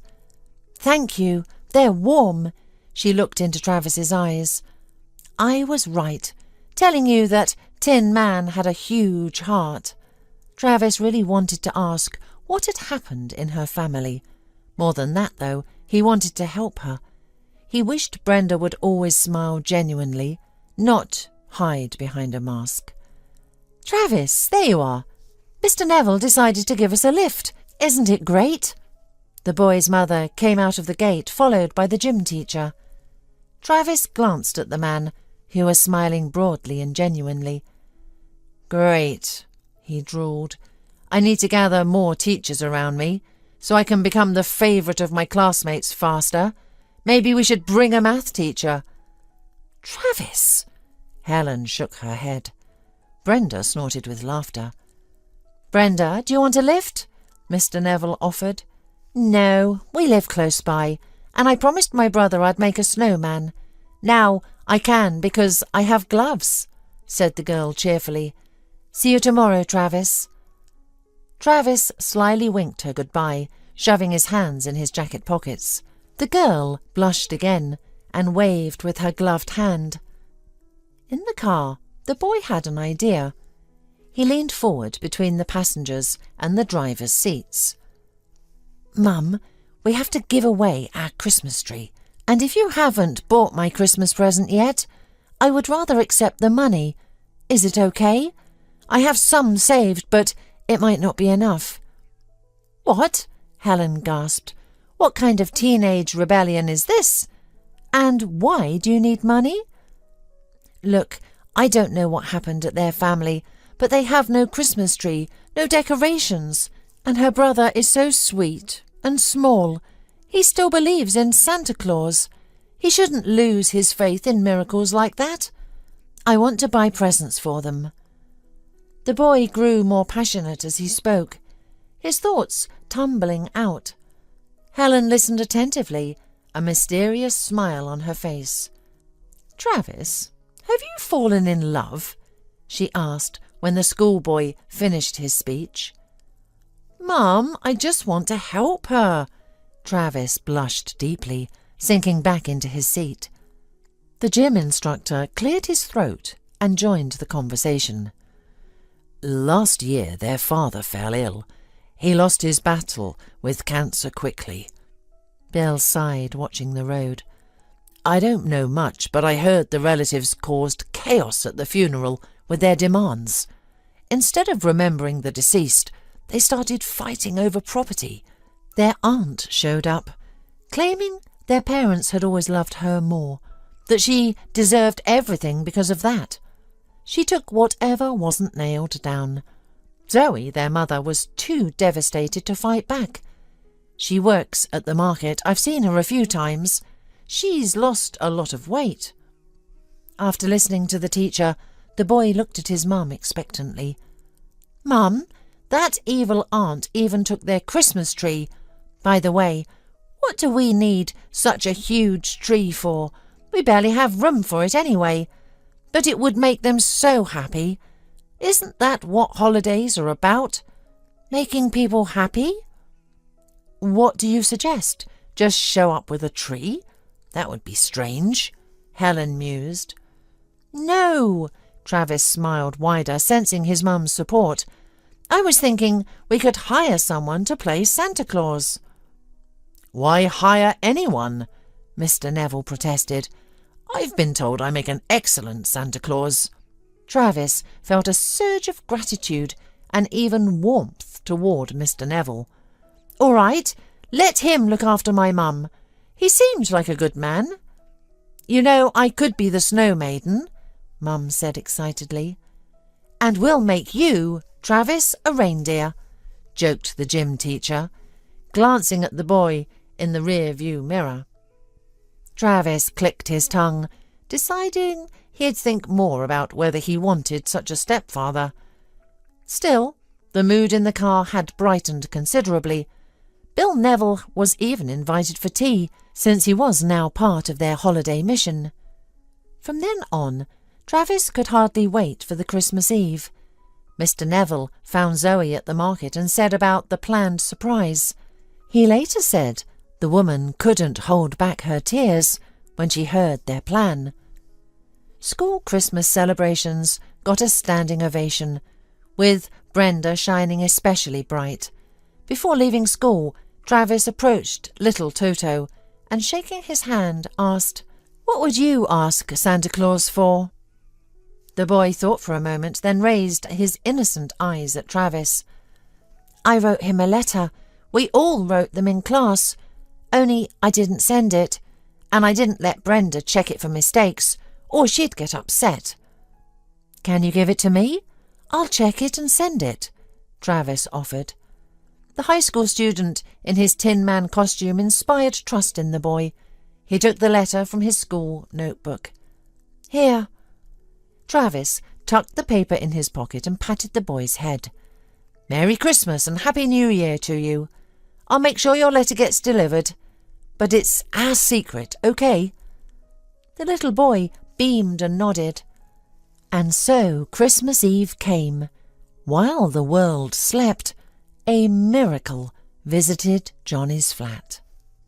It didn't come through the window or down the chimney, but through a carefully opened, quietly creaking door. "Brenda!" squealed Johnny, jumping on his sister's bed. "My God, Johnny, what time is it? What are you doing up so early?" The girl startled awake. "Brenda!" The boy started bouncing on the mattress. "It's Christmas today, and a miracle has happened. You said there would be no Christmas tree, but there is. A huge one. It's full of ornaments, balls, toy animals, candy, even cars." "Are you sick or what?" the girl mumbled sadly. They had a Christmas tree, but a poor one, just a few branches Brenda had brought inside and clustered together, decorated with homemade toys. "Let's go! Get up! Come on, I'll show you!" The child hooted excitedly, grabbing his sister's limp arm and pulling her from under the blanket. "Where are you dragging me?" muttered the girl, her bare feet slapping on the cold floor. As she reached the living room, she was shocked. Her sleep-swollen eyes widened. There stood the Christmas tree, beautiful and colourful. "There are presents here," Johnny announced. He ran to the tree and touched the toys carefully, as if afraid they might disappear, then stepped back to admire it again. "I didn't open the presents. Mummy said to wait for you," the boy told her. Brenda, blinking, shifted her gaze to her mother and grandmother. They were both already dressed at this hour, dressed up even. Grandma had put on her best scarf, as if renewed with strength, and Mum had even applied lipstick. Miracles indeed. The women smiled as they watched the children. "Mum, but how? From where?" Brenda whispered, unable to believe her eyes. Zoe smiled slyly. How long had it been since she had smiled like that? After losing her husband, she had always been tired, and now it was as if her strength had returned to her, or perhaps a belief in miracles. "Can we switch on the lights?" Johnny asked, jumping up and down beside the Christmas tree. "No," Mum smiled mysteriously. "Only Santa Claus can do that." And then, as if obeying her voice, came a knock at the door. Not a ring, but a knock. Boom, boom, boom. "Johnny, run, open up." Zoe clapped her hands. "Who could that be?" Brenda staggered back into the corridor in shock, then followed her brother. Johnny had already grabbed the doorknob and pulled it down, letting in the cold air. "Well, hello, hello," Santa Claus said, leaning on his staff and dragging in a sack of presents. "Do the boy Johnny and the girl Brenda live here?" Brenda covered her mouth with her palms. She didn't know whether to cry or laugh.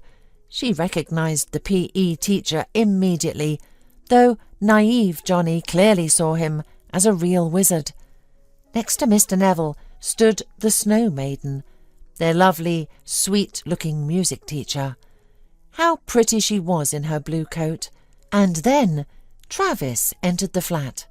He was smiling, embarrassed but genuinely happy, wearing funny antlers on his head. Travis met his classmate's gaze and winked at her again. Brenda felt hundreds of butterflies flutter in her stomach. The festive morning at their house turned out magical. And what extraordinary presents Santa Claus delivered from his sack. "Ah, I got your letter, Johnny," said the man. "Snow Maiden, read us his wish list." The music teacher took out a piece of paper and read what Johnny wanted for Christmas. "Dear Santa, I love you very much and I am waiting for you. Please make my family happy.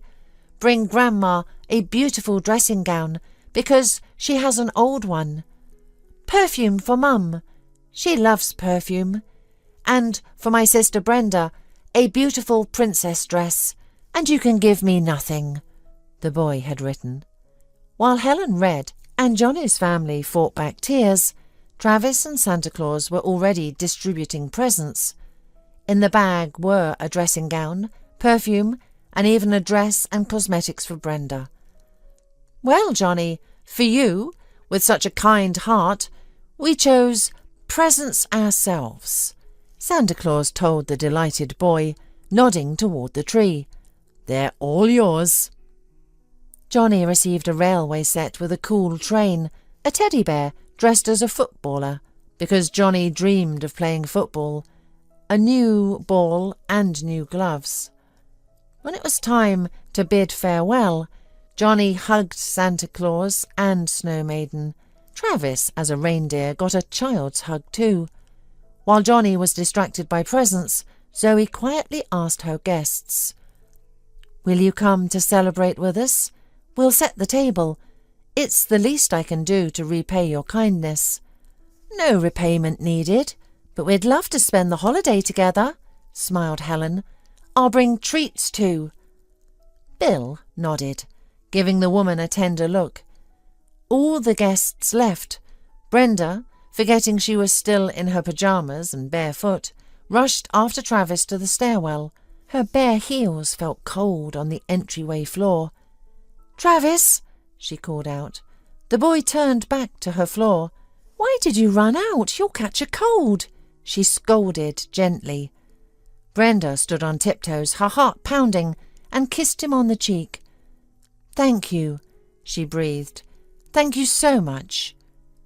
Travis touched the spot where the frog band-aid had once been and where now the girl's kiss burned. "And they say dreams don't come true." He smiled. "Merry Christmas and Happy New Year, Brenda." They all spent New Year's Eve together. Families who might have faced a difficult and sad holiday instead cheered and rejoiced at the coming year. Now they all believed in miracles and that only joy awaited them. And then every year that followed was happy. Bill Neville and Helen Doe married. He became a wonderful stepfather to Travis. Soon the couple had a daughter, whom Travis adored. Zoe too found happiness, though it took time. Johnny played football and kept his belief in miracles. And Travis and Brenda carried their tender, fragile first love feeling through the years, protecting it all their lives and meeting every Christmas together. Now Brenda knew with certainty that magic was real. Except wizards aren't the heroes of fairy tales. They're the people who love you. Rob had been experiencing a streak of bad luck lately. While in theory a black streak is often followed by a white one, in reality this hasn't been the case for him. Everything started to go downhill for Rob about a year ago, and unfortunately things have only continued to worsen since then. Initially, Rob had been working as a driver for 10 years at a motor transport company and was in good standing. However, a new boss came in and began making changes under the guise of optimization. The boss removed some of the routes, which left several drivers, including Rob, unemployed. Despite opportunities to find a new job, someone else always seemed to get there before Rob. As a result, Rob started working as a taxi driver. Although there were plenty of clients, there were also many cab drivers, so he had to work all day or even at night to earn enough. Amber, Rob's wife, wasn't fond of this arrangement. Her husband was always on the road, and they only had a small amount of money. Although she grumbled and cried at times, she loved Rob nonetheless. Thankfully, everything was going well at the store, where Amber worked as a cashier. Of course, Rob realized that this was not a normal situation and wanted to spoil his wife with gifts, make repairs to their apartment, and have a child. But how could he have a baby when he was always in a state of suspense? Today there was money in his pocket, and tomorrow there was wind in his pocket? One day, Rob was standing at the station. There were few orders because after New Year's Eve, there were always fewer passengers. Suddenly, he saw an old lady walking towards him from the station, tiny as a bird, with an old down shawl on her head, wearing a shabby down jacket. "Dear, take me to the cemetery," she asked when Rob opened the window. Rob was surprised. "To the cemetery?" he asked. "Grandma, it's not the season to go there now, and it's getting dark, and it's not cheap. I won't take less than 100. "It's okay, you just bring me there," the elderly woman replied quietly. "I have money." Rob only shrugged his shoulders. Well, the boss is the boss. The elderly woman didn't seem crazy, so he agreed to take her. On the way, Rob received several calls from Amber. She asked him how much he had earned that day, because he had to make a credit payment for the washing machine the next day, and they had no money at home. Then she called to say that their house was out of groceries and that she would get her paycheck in a week. Sometimes she would call just to argue and break out into a family fight, perhaps out of hopelessness. Rob sluggishly excused himself, promised to bring groceries, find money for the payment, and just listen to his wife. He was so depressed, and it was awful. He was angry even at his passenger, who was sitting quietly in the back seat. The route was not close and it was already getting dark. Why did she have to go to the cemetery? He would obviously have to wait for her there, just burning gasoline. Rob stopped at the central entrance. $50, said Rob, and the elderly woman handed him two $100 bills. But it's too much, Rob muttered.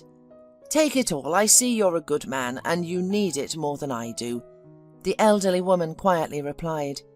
He then added more gently, All right, go and see whoever you want. I'll wait for you and take you back to town. You don't have to wait for me, the elderly woman said, shaking her head. I'll do it myself. Grandma, are you crazy? It's winter outside and the sun has already set. Are you going to spend the night here? Don't worry, they'll come for me, the passenger replied mumblingly, opening the car door. You go ahead, God bless you. Rob only raised his eyebrows in surprise. Who would come for her? And at this moment, a regular client called him, asking him to come urgently. Rob looked puzzled at the hunched figure moving away from the gate. What did he care about the old woman? Moreover, someone would come for her, as she said. Rob stuffed bills into the inside pocket of his jacket and drove away from the cemetery. For the next hour he drove his regular client around on business, and then there was another good trip. Rob's mood was visibly improving. He was going to make a lot of money today. When he was finally free, he took out the money to count it, and then he was struck by an electric shock. The bills from the old lady seemed strange to him. How did he not notice it at first? Apparently he was on edge. That's why he was distracted. Rob took a closer look and swore in fury. The old woman had deceived him. It was not real banknotes, but souvenir joke ones. The old hag. She played a trick on him, and he was worried about her and how she'd be in the cemetery on a frosty winter evening. What a fool he was. But no, he wouldn't let it go. Rob decided to go to the cemetery. Maybe the old woman was still there, though the chances were slim.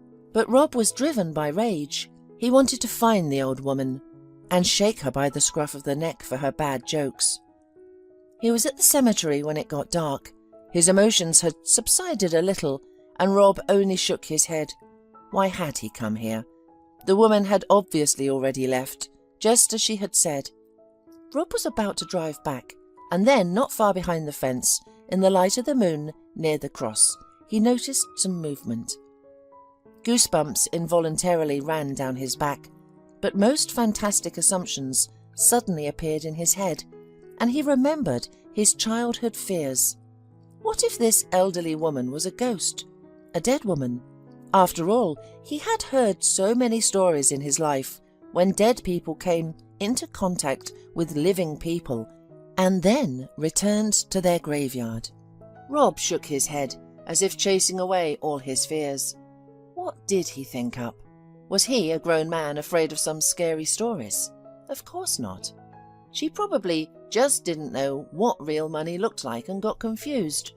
Or even worse, she was crazy and had just come to sit on the graves of her relatives, and if she froze, he would unwittingly be responsible for her death because he had brought her.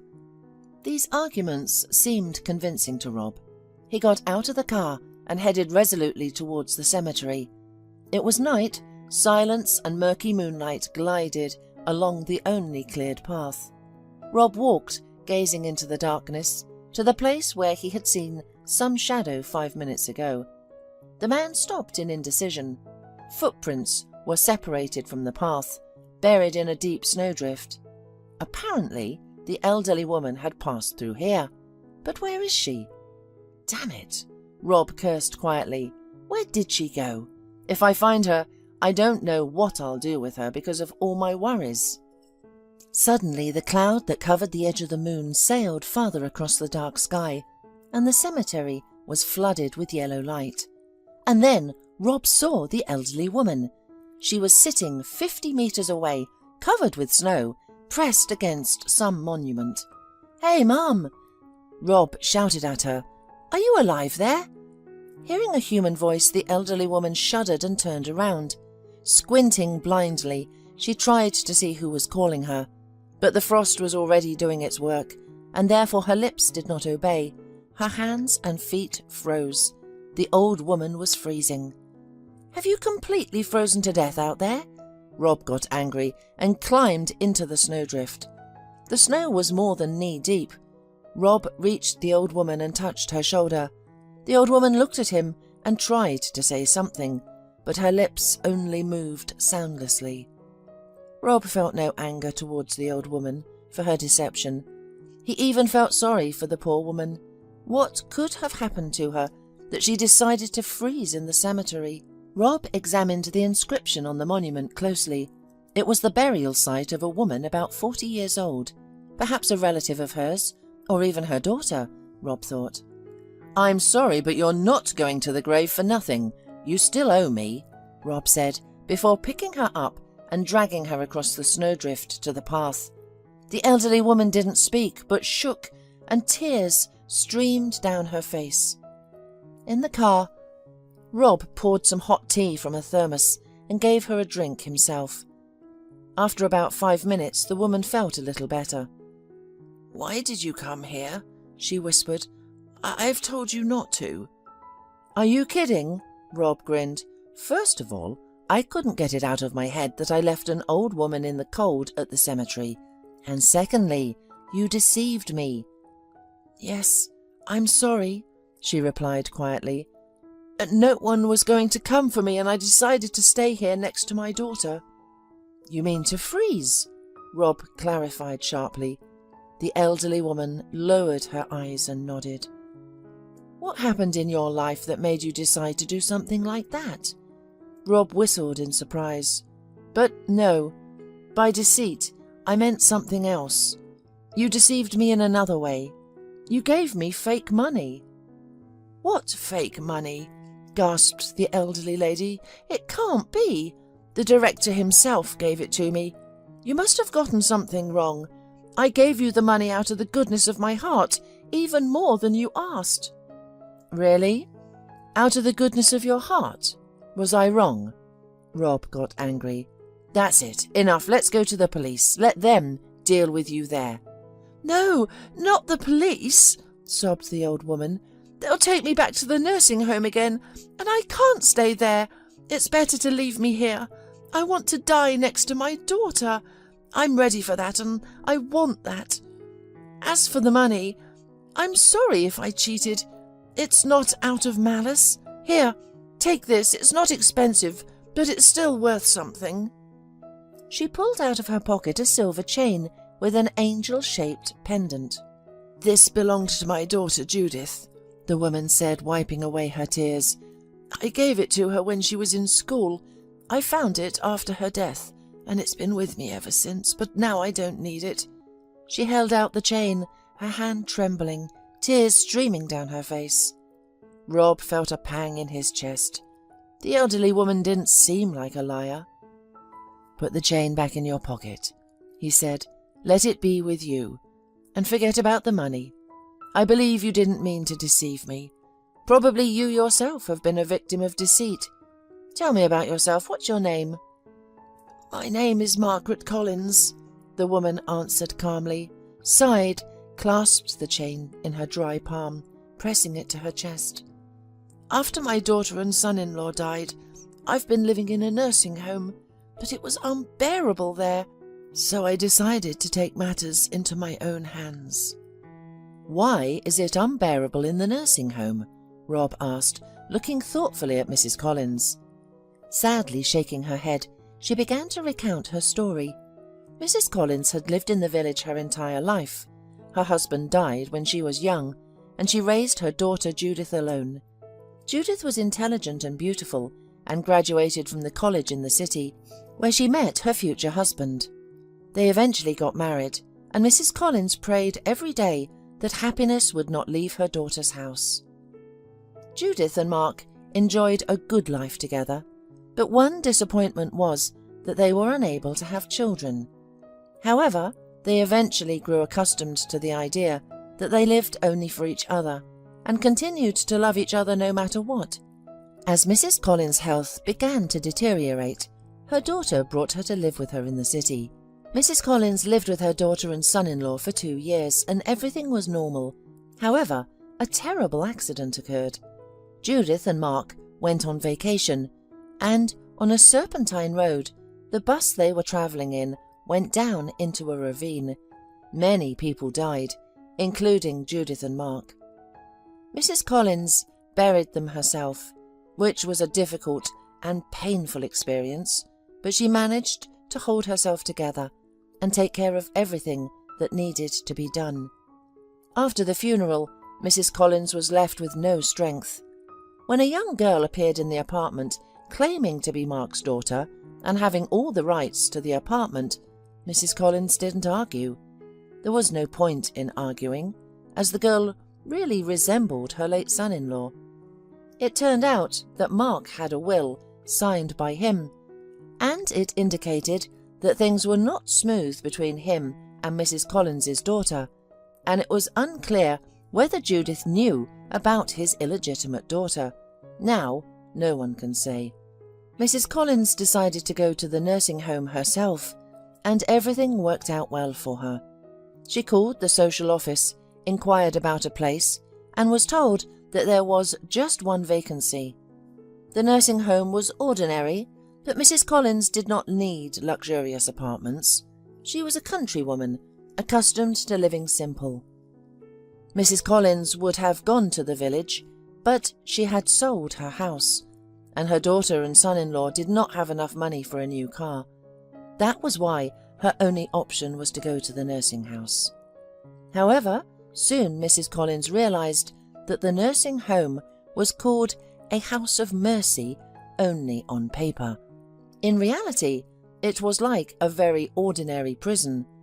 The residents were let out for walks strictly on schedule, fed poorly, and given only the cheapest medicines. Additionally, 75% of their pensions were taken to cover living costs. The elderly people did not ask where the money went, as they were afraid of the director, who acted like a dictator. Rumours circulated that the director used to be a chief in the prison system, and ran the nursing home like a prison. Mrs. Collins found it hard to adapt to life in the nursing home, and she regretted agreeing to go there. She wanted to transfer to another place, but it was not possible. When the director, Mr. Benneth, found out about her desire to transfer, he looked at her in a way that made the elderly woman sit down in fear.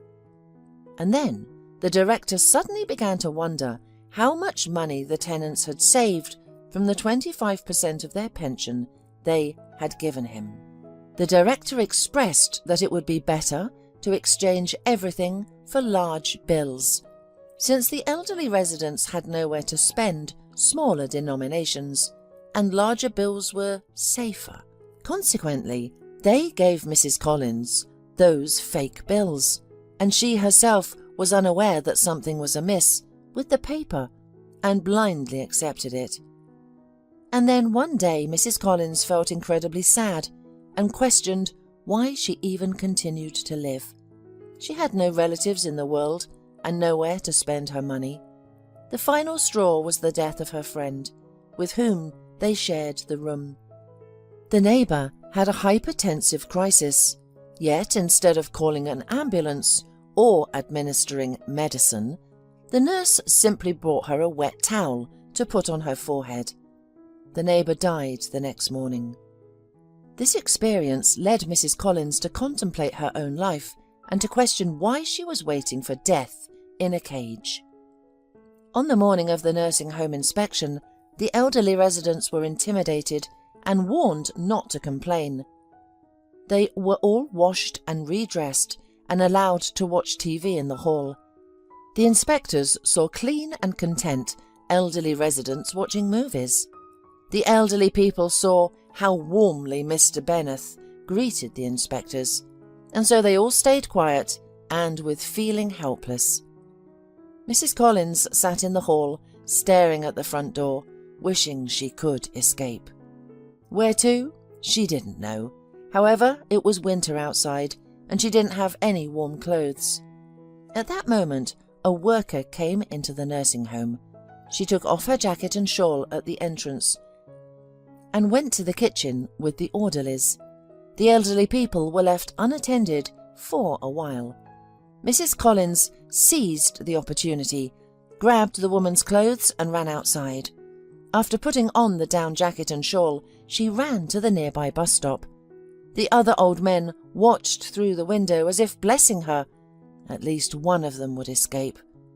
By chance, a shuttle bus pulled up right away. Mrs. Collins didn't think about where to go as long as it was far away. She had money in the secret pocket of her sweater. She paid the fare and left for the train station. Mrs. Collins didn't know whether they were looking for her or not.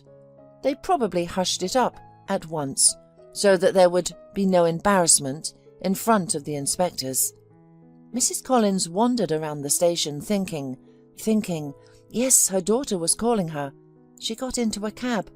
At the cemetery, she quickly found her daughter's grave, hugged the gravestone, and sat waiting for her end. "I'm sorry, dear," Mrs. Collins said to Rob at the end of her story.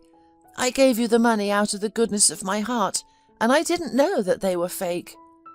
"I've already understood," Rob replied sullenly, thinking about what he had heard. What should he do now? Of course he should go to the police, but until they sort it out, they'll send the elderly woman back to the nursing home. What if they punish her for running away?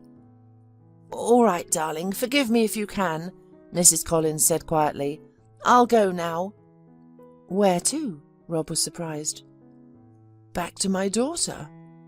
"Oh, don't be silly," Rob exclaimed and locked the doors. "Do you want to freeze?" "Okay, but then I'll blame myself for the death of a woman for the rest of my life. That's not fair to me. Okay, it's decided. You're coming with me." "Where to?" Mrs. Collins mumbled in fear. "To my house. You'll rest and come to your senses, and in the morning we'll decide where to complain." This decision came spontaneously, and it was the right one. Let Mrs. Collins spend the night at his place, and in the morning we'd have to call the police. But he won't let her go anywhere until she's placed in a proper nursing home. "Son, how will your wife react to this?" The elderly woman was confused when she heard Rob's suggestion. "I don't think she needs a stranger's grandmother in the house." "She'll react normally." "She'll react normally." Rob waved her away. "She sometimes likes to quarrel, of course, but she gets over it quickly. Amber will understand." It should be said that Amber saw her husband with Mrs. Collins. She was speechless, but Rob took her to the kitchen and explained the situation. "So you want her to live with us?" Amber was indignant. "Just for a little while, until the police sort it out."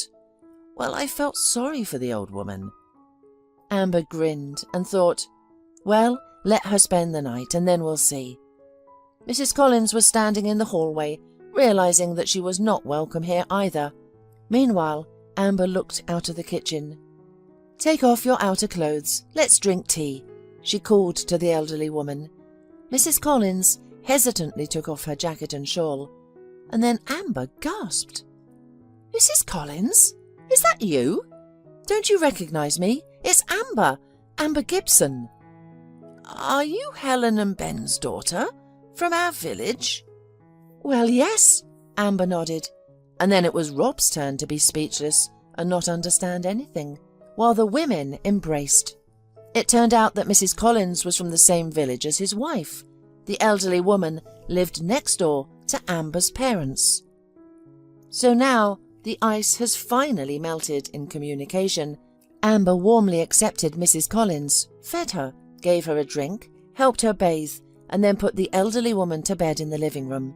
And then she called her parents in the village. When they found out what their poor neighbour had been through, they immediately asked Rob to take her to them. Even though Mrs. Collins's house had long had other owners, there were several strong empty houses in the village. The whole village would help her settle down by summer. Meanwhile, she would stay with them. No nursing homes. In the morning, Amber told the elderly woman about her parents' offer. Mrs. Collins thought about it and agreed. Rob took her to the village. But before they went to the police, where Mrs. Collins told them in detail about what was going on in the nursing home. Sometime later, a large-scale prosecutor's audit of the nursing home began. Many violations and crimes were revealed. The investigation also managed to prove that the director was involved in cheating old people. He was jailed for a decent term, and in general, the staff of the nursing home was changed. Now the elderly people lived decently there. There is no trace of their past fears. But Mrs. Collins won't go back there anyway. She's fine in her native village. And Rob's black streak was finally over. One day, he gave a ride to a man who turned out to be a big shot. Mr. Garrison liked Rob's driving and behaviour on the road, and he offered him a job as a personal driver. And the salary was 3 times more than he earned at taxi. Of course, Rob accepted that offer. Everything in his life has improved, and he and Amber are living peacefully. They are waiting for a baby. Yes, indeed, the black streak in life passes. The main thing is not to be angry at this time, at the whole world, not to harden your heart, and then fate will definitely smile on you. Voila! Exclaimed Annie, winking at the camera lens. With this makeup, you can go both to a social gala or to the funeral of your ex. Annie laughed at her own black joke, then sent an air kiss to the camera and turned it off. After that, she sighed heavily, as if carrying the entire vault of heaven on her thin shoulders, like the mythological Atlas. Although, probably, even the Titan complained less about his life than Annie at this moment. Annie picked up her phone and opened her latest video, scrolling through the comments. With each word, sentence or emoji she read or saw, her mood dropped and her eyebrows drew together at the bridge of her nose. "What ungrateful people!" she raged, blocking the smartphone and throwing it on the table. She leaned back in the pink chair and stared at the neon-lit ceiling. Annie Cargill, known on the World Wide Web as Annie OK, was a top beauty blogger. She had everything she had never dreamed of before: money, fame, popularity, and several 100,000 subscribers. Advertising offers poured in on her like a cornucopia, which helped her pay for such a beautiful life. Her apartment was located in one of the elite complexes. Annie bought up brands and indulged in some of the sins like pride. She had also learned to lie, something she had never done before. Annie grew up in an orphanage at the age of 13 after losing her only guardian, her grandmother. Of course, no one was rushing to take a grown girl into the family, so she stayed under the care of the state until she came of age. After graduation, Annie went to study PR at college and met Nick. Soon he became her best friend and then her agent. The thing was that Annie discovered her talent for makeup when she was still in the orphanage. There she often painted the girls with dried mascara and a meagre set of shadows that smelled like latex gloves. But the girls were enamored with their young makeup artist and couldn't tear themselves away from the mirror for long periods of time. During their third year of study at college, the teacher gave the students a course task. "I suggest you divide into groups of 2 or 3 people," said the teacher. "You should create an account on social media, and then you should start to publicize content and promote it." The students split into 2 camps. Some whined that they didn't want to join the ranks of bloggers, while others got excited. "Whoever collects the most subscribers by the end of the semester, I'll admit your exam automatically," the teacher added, providing a solid incentive. Then everyone got excited. Of course, Annie and Nick teamed up. They were united in their desire to pass the exam easily. "What are we going to blog about?" asked Annie when they got into the dormitory. "What are people interested in nowadays?" Nick glanced at how beautifully the tip of Annie's nose glistened, and on her cheekbones stars shimmered. Today she was wearing funny makeup again and looked like a fairy. Nick suddenly thought that most likely his friend had spent the entire scholarship on cosmetics and he should feed her. "What about you?" he suggested suddenly. Annie blinked and wrinkled her nose. "Can't you think of a more boring topic? My life consists of you and studying. I live in a dorm with a mean roommate. One of them steals my cookies, by the way." Nick snorted with laughter. "No, I'm serious, Annie. You asked what people were interested in. There are many teenagers on the internet. You could show off your makeup, tell about your past, share your thoughts. You are much more interesting than many such bloggers." At the time, Annie only laughed. However, time was passing and there were no new ideas. Although the thought of becoming a blogger both frightened and beckoned to the girl, finally she said yes. The nickname Annie OK was picked by Nick. It was their private joke. When they met and Nick recognized her name, he sang lines from Michael Jackson's hit song, seeing how she was worried before the seminar. "Annie, are you okay? Are you okay, Annie?" Gritting her teeth, Annie mumbled back, "Annie is okay." Since then, he often called his friend Annie OK, which symbolically became the beginning of her new career in the world of blogging. Nick and Annie leveraged Annie's best traits and difficult past. Annie was not ashamed of it and spoke frankly. Therefore, seeing her sincerity, people stayed on the girl's page. Some were curious, someone felt sorry for her, and others admired her humour, beauty, and ability to make up. Nick helped Annie with everything from setting up lights and cameras to editing scripts and communicating with other bloggers to promote her. The result of their labour was an A on the exam, but they didn't stop there. That's when it all began. Annie rose to the top of fame.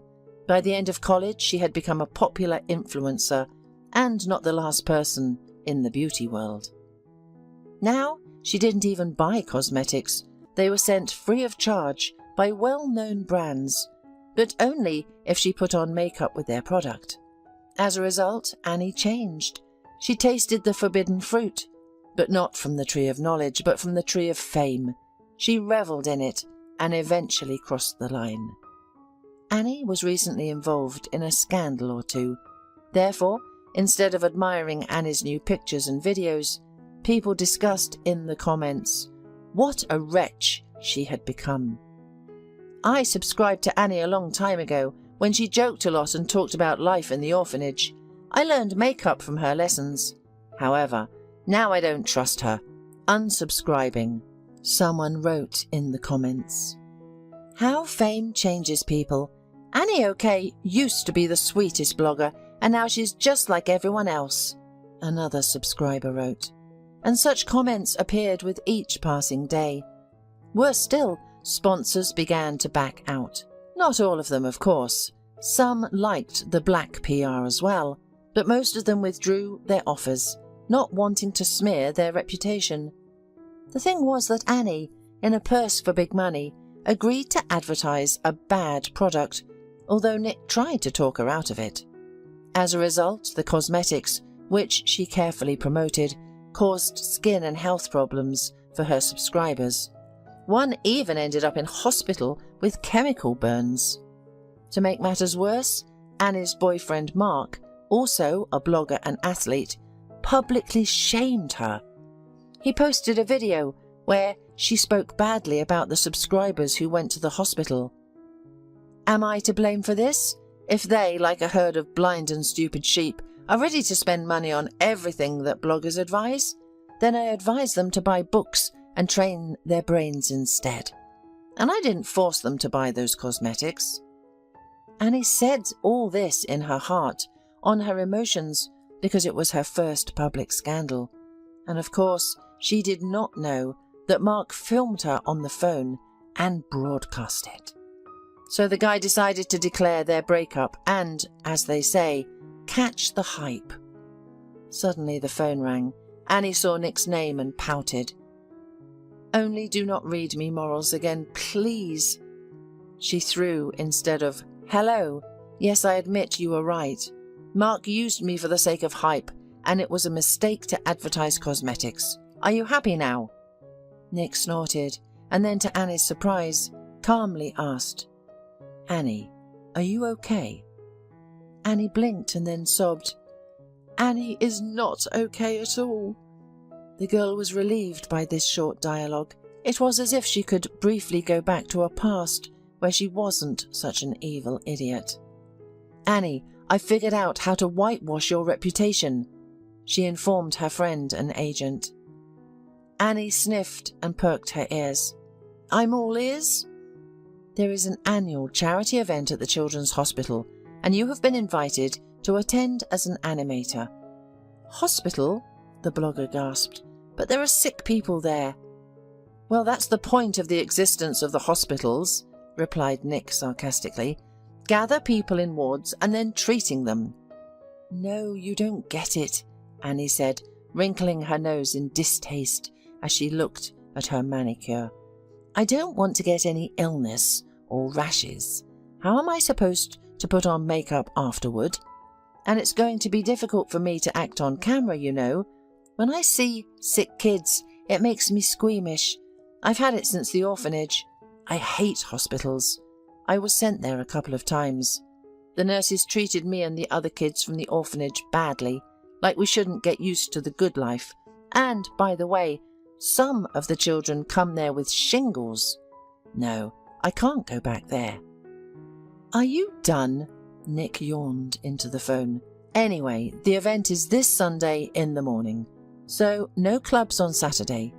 You'll be given a costume, and luckily, you've already learned how to smile falsely. Annie heard the irritation in Nick's voice that wasn't there before. Nick, what is wrong with you? She gasped. Are you asking me? Annie, it's me who should have this question to you. What's wrong? What's wrong with you, Annie? You know, I was on your side for a long time, but you really became different. Entirely different person. The guy exhaled nervously. Anyway, I'll be waiting for you at the hospital. Bye.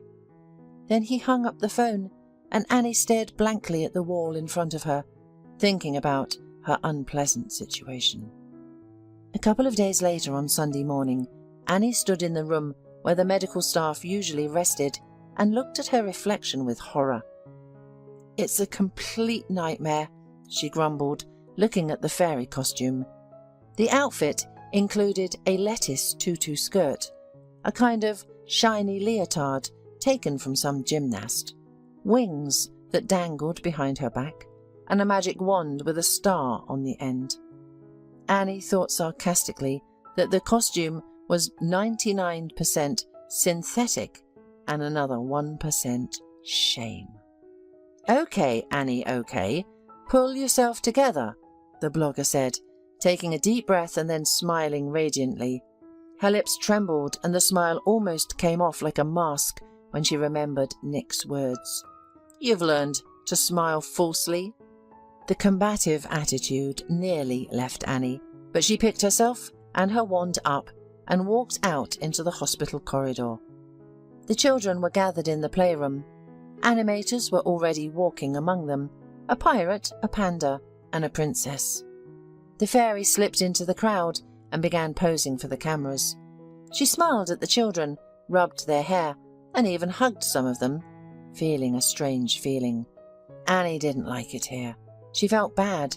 It was like she was looking into her past.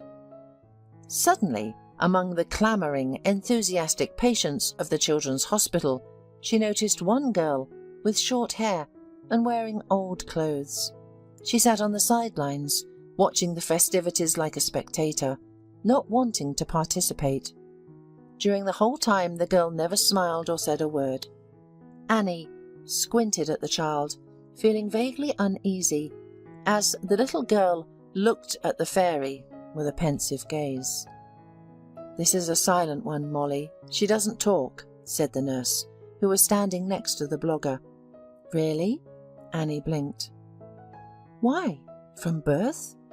The nurse shrugged her shoulders. "I don't think so. She is from an orphanage. They're all like that there, with peculiarities," she remarked, then blushed thickly and looked at the blogger. "Oh, I'm sorry. I didn't mean that. In general, I am your subscriber, and I think that Mark did wrong." Annie fictitiously smiled and thanked the girl for her support. Meanwhile, Mark had already managed to appear in her life again. When Annie posted a photo of herself in the fairy costume with a note that she was going to please the children, he sent her a few hearts and a nasty message. "Maybe later you could borrow a costume from the nurse and come to please me." Reading this message, Annie blocked him immediately. She couldn't understand where her ex got the nerve. "It seems that only Nick is left among decent men," the girl thought to herself. Her faithful friend was also in the hospital. He didn't wear a costume, but he happily entertained the children. Annie even admired him when he was playing with the kids. He caught her glance and beckoned to her. The fairy, having adjusted her skirt, made her way towards the crowd of young patients. "And now, our beautiful fairy, Tinkerbell, will listen to your wishes. Who knows, maybe one of them will come true," said Nick, looking slyly at his little friend. And Annie suddenly realised that he was no longer angry. Nick rarely got angry with her. They didn't even argue. The children surrounded Annie and began shouting their wishes. "I want a doll with long hair," shouted a girl. "And I want a new smartphone," declared a boy. "I want a dog. No, maybe a cat. But a dog, actually." The little boy couldn't make up his mind.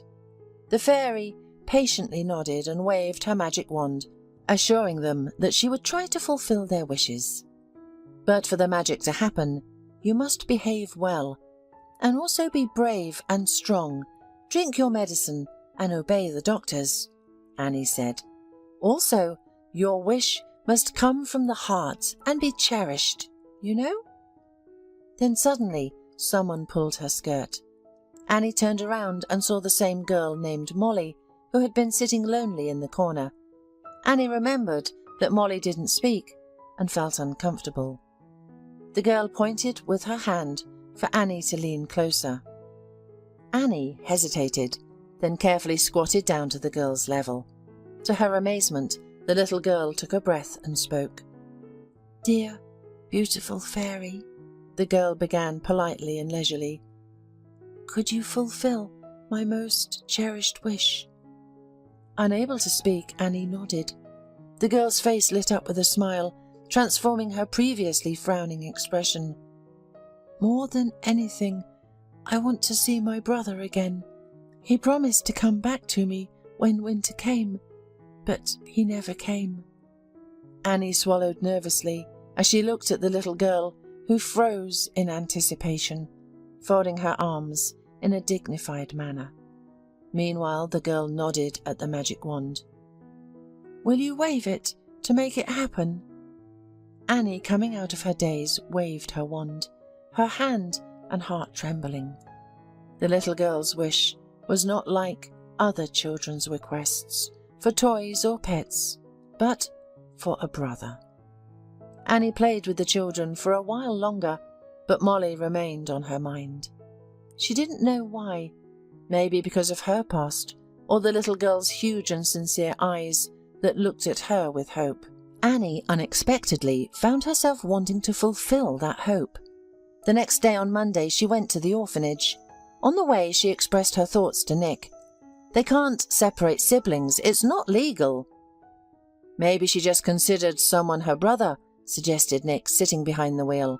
Annie, overcome with excitement, began to gnaw on her thumbnail. Nick glanced at her and grinned. "Old habits die hard." The girl blushed, embarrassed, and hid her hand in her pocket. "It's just nerves." The director of the orphanage waved her hands and said, "Molly was recently transferred to us due to health problems. She lived in another town, and there was no good hospital there. I can find out which orphanage she had been living in, but you know, it's private information." Annie and Nick looked at each other and understood. Nick took out his wallet and asked, "And how much is this information worth?" The principal's eyes lit up, and soon Annie had a new address. The orphanage was indeed in another town, but that didn't stop Annie. She went there, but was not welcomed as cordially as at the first one. "I don't remember any Molly," said the obese and insolent principal, adjusting her glasses, and Annie thought she would leave empty-handed. However, she was recognized by one of the teachers, who secretly told Annie the whole truth. "I remember Molly and her brother. I had just started working here then, which is why I remembered them so well and became attached to them," she shared with Annie. Molly and Paul Bogolyubov were sent to the orphanage when they were taken away from their alcoholic mother and her boyfriend. Molly didn't talk to anyone except her brother. "Why?" asked Annie, with growing tenderness for this little girl every second. "She didn't trust adults and didn't want to communicate with anyone," answered the teacher. "The psychologist who talked to them said that her mother always scolded the girl, and if she cried, she would yell at her to shut up and beat her, so the girl withdrew into herself. Only her brother defended her." "But how come they were separated, especially if the little girl was so attached to her brother?" exclaimed Annie. The teacher looked over her shoulder, making sure no one was around. Despite the fact that it was forbidden to separate the children, Paul was quickly placed in a family. He was a very handsome boy, smart and an athlete. Such children are dreamed of. Molly was often sick and they didn't want to take her. Who needs a mute and sickly child? She was younger than Paul, and her mother, when she was carrying the girl, drank and even took something forbidden. Paul didn't want to go to a new family. He was stubborn, angry, and even hit the gym teacher. But he was threatened.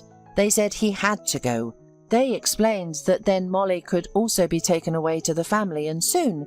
But the two children would not be taken away. They told him many bad things. In the end, he gave up. He was sent to a family abroad, somewhere in Europe.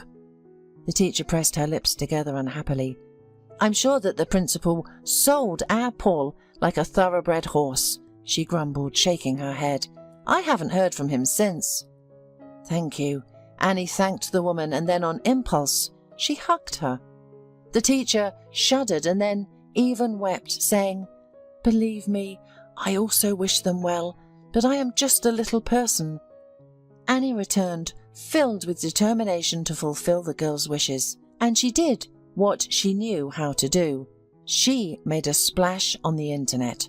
Blogger Annie OK wrote posts searching for information. Her subscribers split into two camps. Some argued, "She does it for hype." Others defended the girl. "Even if so, she is doing a good deed. What's the difference?" Annie stopped reading the comments, unable to sleep or eat until she found the little girl's brother. And then one day, Nick came to her and said, frightened, "Annie, you are pale with black eyes. You shouldn't treat yourself that way." He handed his friend a glass of coffee and a croissant from her favourite coffee shop. "I can't help it, Nick." Annie looked anxiously out the window. "It's the end of fall. Soon the snow will fall. Molly will be waiting again, because I gave her hope again. Well, not me, but the fairy. Anyway, you know what I mean." Annie swallowed nervously and put the food away. She turned away from Nick, ashamedly hiding the tears glistening in her eyes. "You know, I never told you because I wanted to seem strong, but I also always hoped that someone would come for me. I knew it was impossible, but that's why I didn't want to go to the hospital, where I could encounter orphans. Everything inside of me shrinks when I see such abandoned children." Nick leaned over to the girl and hugged her. She snuggled into his shoulder and rubbed her cheek against his prickly wool sweater. Nick always wore such sweaters. "Why do you wear these sweaters?" she whispered, swallowing back tears. "I have to tell you about the existence of soft cashmere." Nick laughed softly and his chest vibrated pleasantly. "Uh-huh. First I'll start with a sweater made of cashmere, and then I'll end up with not strong coffee, but decaf coffee with almond milk. No way." Annie snorted with laughter and raised her gaze to Nick. Their eyes met, and her heart did a somersault. He had always been incredibly handsome, and that had been Annie's first thought when she had seen Nick in her freshman year. She had even fallen in love with him, but she preferred to remain friends. After all, it was much easier to lose a lover than a friend. Now, however, something had cracked, fractured and changed. The air felt heavier, and the scent of fresh coffee mingled with the guy's perfume with woody notes. Annie's breath caught when Nick touched her lips with his gaze and then looked into her eyes again.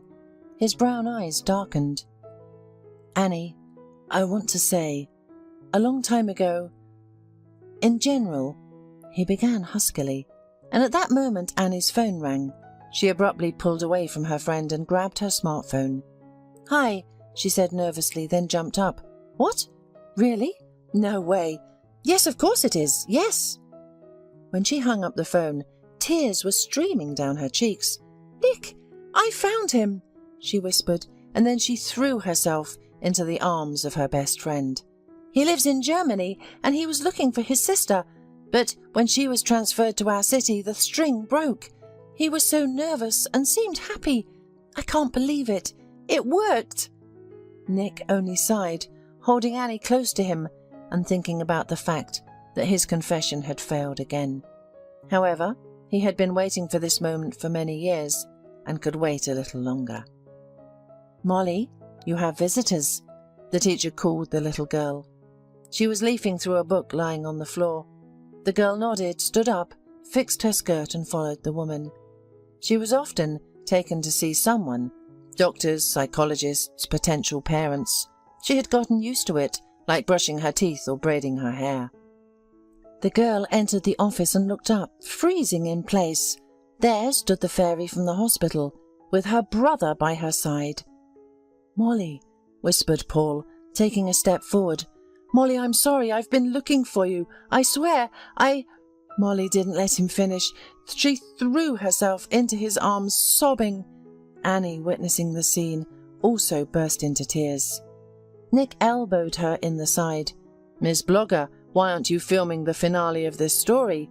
The likes would have been in the millions," he kidded his friend. "You know, I forgot my phone at home when I rushed to the airport to pick up Paul," admitted Annie, wiping her tears. "And I don't care about that. I want to live this moment entirely. I don't want to share it with anyone." "Then I'm leaving?" Nick snorted offensively. Annie laughed and took his hand. "I don't want to share this moment with anyone but the closest person to me," Annie said, hiding her gaze under her wet lashes. Nick intertwined their fingers. Annie looked at the brother and sister again, knowing that they had found each other and wouldn't lose each other now. Nick was of age and was going to take custody of his sister. At that moment, Annie remembered what real, sincere happiness was, and she was no longer going to trade it for the false glitter of the virtual world. She turned to the window. The first snow started falling. The rainy day was coming to an end, and Erica, a young female cab driver, was driving to her last order. She was already tired, her back ached, and her eyes hurt from the constant strain. But Erica was not discouraged, because her earnings for the day were decent.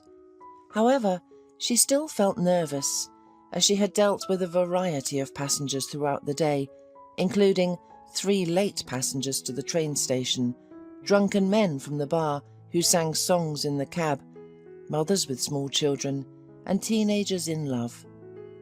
Now, Erica was on her way to pick up an elderly woman to take her to the specified address. When the woman arrived at the place, she saw an old, shabby house in front of her. Although it was once a beautiful building, the paint had peeled off, and the shutters on the windows were skewed and rusted. The area around the house was also overgrown with weeds and wild grapes, indicating that no one had taken care of it for a long time. As time passed, no one came out of the house. Erica began to worry, as no one would pay for a false call, and a lot of gasoline was spent to get to the outskirts of the city. She honked a couple of times and began to drum nervously on the steering wheel with her fingers. Finally, the door creaked open, and an old woman came out on the threshold. She was gaunt and wrinkled, and looked no less than 80 years old. She was dressed poorly, with an old, shabby coat, out of season, and a thin shawl. The elderly woman dragged behind her a rather bulky suitcase. Erica immediately jumped out of the cabin and helped the woman load the suitcase into the trunk. "I'm so embarrassed in front of you," the elderly woman apologized. "Please forgive me for making you wait. I was working, so I didn't keep track of the time." Erica smiled encouragingly and said, "It's nothing, don't worry. Everything is all right. Sit down, buckle up and let's go. So now I'll lay out the route on the navigator on the bypass. Perhaps we'll skip all the traffic jams, so it will be faster." Suddenly, the old lady asked, "Sweetheart, can I ask you to go through the city, through the centre? I've been a recluse for many years. My health doesn't allow me to go far from home, and I'd like to see what our city has become. I'll pay extra if you need it. By the way, my name is Mrs. Mans, and yours?" "I'm Erica," the girl replied. "Nice to meet you. No problem. As you say, I'll take you through the centre at a leisurely pace. That's not difficult for me." So they started on their way. Mrs. Mans admired the beauty outside and reminisced about the past. "Oh, look at the modern buildings," she exclaimed. "There used to be a dress shop here, I remember, and now they have built a restaurant. What is this huge miracle, flashing lights like a Christmas tree? How many floors are there? I can't even count." "This is a new shopping centre where you can buy anything you want. There is a movie theatre, and there is a cafe, and there are a lot of children's attractions," Erica informed her. The elderly woman continued to recall, "When we were young, my husband and I liked to take evening walks along the streets, through this park. Young people always gathered near the main square and made dates with each other.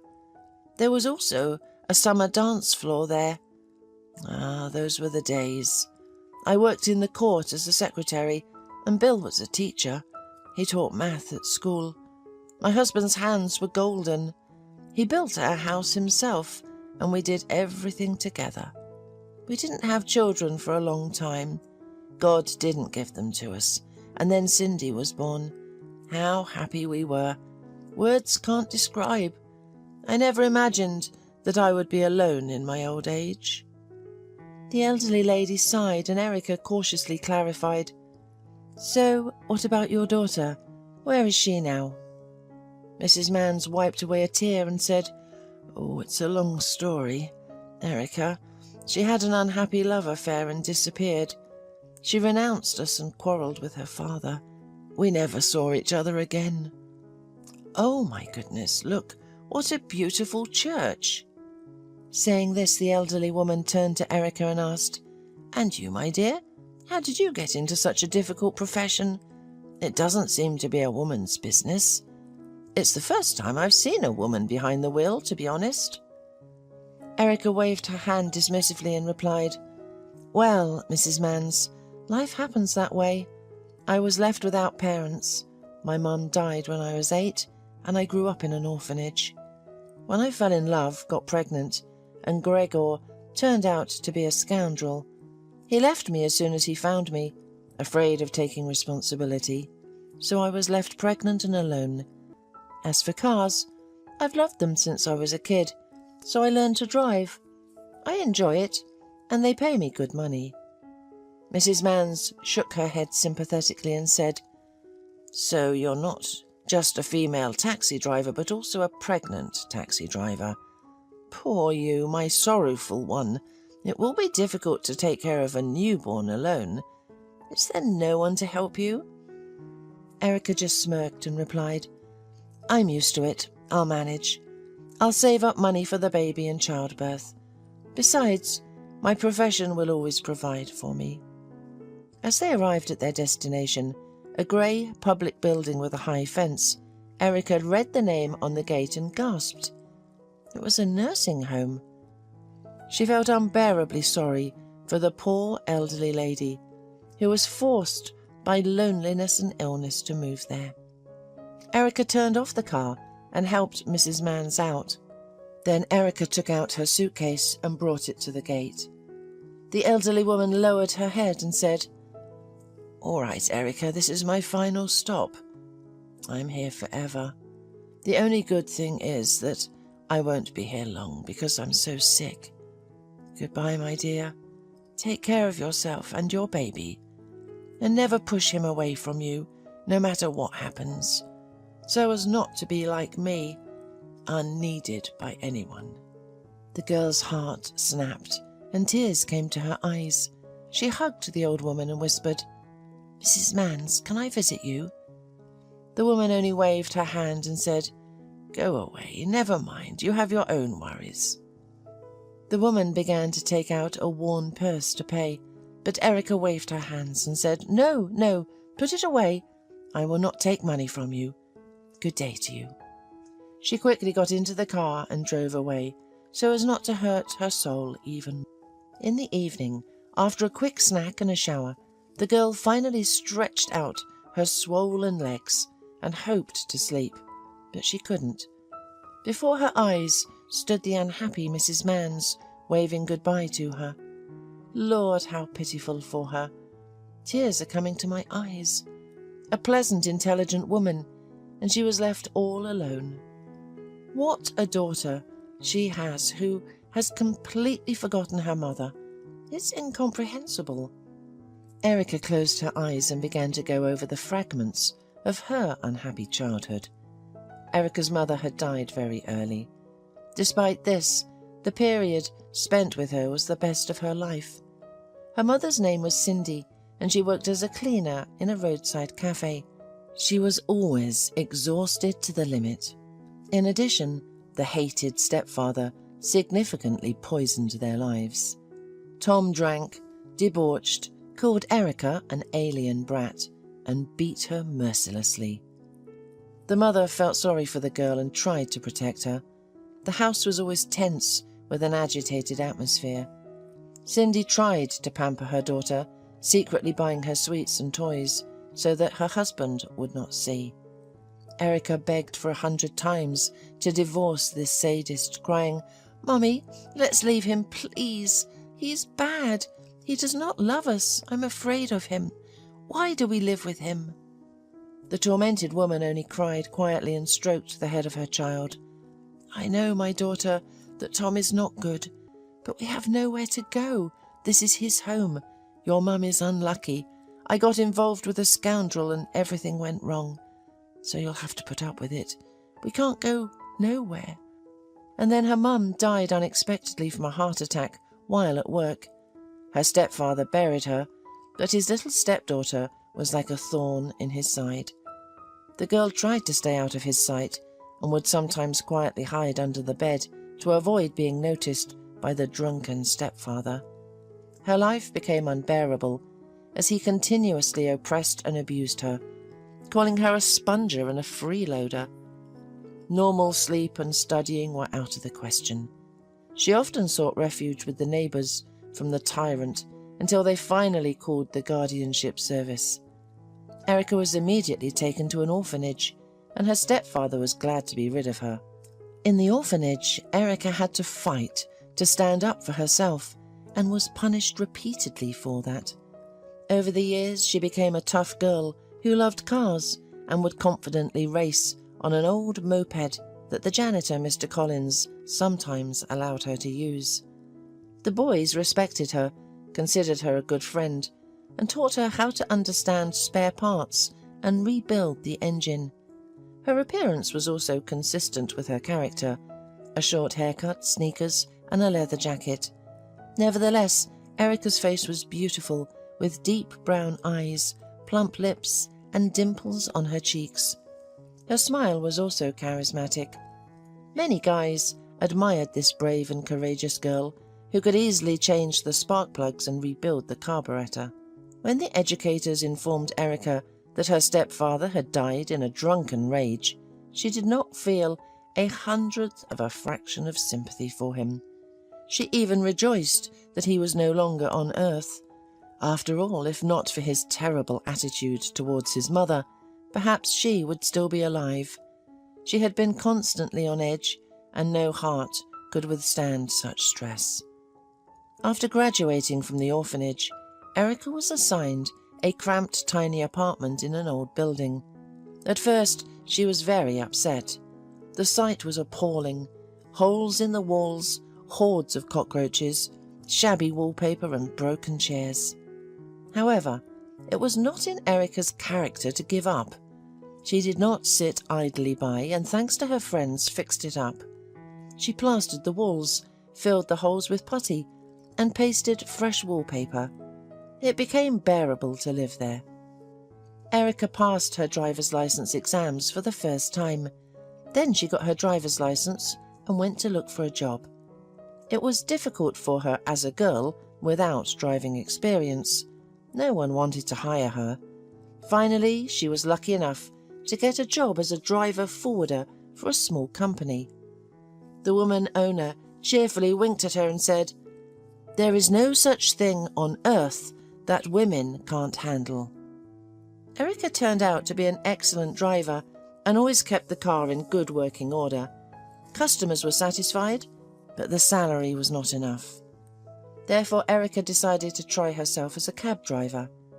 Among the driving community, there was a rumour that cab drivers earn good money and tips, but it is also hard work that not everyone can handle. At first, Mr. Robbins, the owner of the taxi park, laughed at the stubby, daring girl with a short haircut. Then he said, "Now, I'll give you a little exam. If you pass, I'll take you on, and if not, don't be sorry." He made an improvised obstacle course for her with other cab drivers. They laid out old tyres on the road in the form of a snake and opened a narrow garage. The satisfied owner commanded, "There, 3 laps on this route, then turn around and drive backward into the garage. You've got 5 minutes to do it all. Keep in mind the transmission is manual. Your time is up." Half of the taxi park gathered around to watch this spectacle. Every second driver thought to himself, "Yes, I would hardly cope. The path is too cool, and it's difficult to go into the garage without proper skill. There are only a couple of centimetres on the sides." However, Erica surprised them all by passing the exam with flying colours.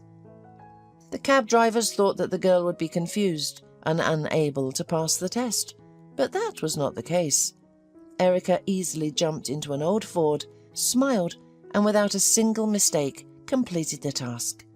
She impressed all the men.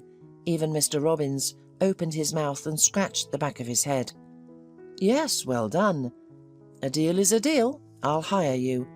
But beware, there are few new cars. As a trainee, I'll assign you a fairly old one, and you can drive it as you wish. But you'll be responsible for any repairs. My drivers get under the hood by themselves. There's a car mechanic on duty, but he can't cover all of them. All right, I'll see you at 8 for your shift on Monday. But I don't think you'll last long. We've never had women here before." At first, the men coaxed the dispatcher, and Erica was given the most problematic orders, such as transportation of drunken people or nervous hysterical ladies with whom it was impossible to negotiate. Or, for example, she could be sent to the suburbs at night. Everyone was waiting for this stubborn girl to give up, break down, and leave the cab service. But all in vain. Erica did not complain about anything. Moreover, it was obvious that this work was her pleasure.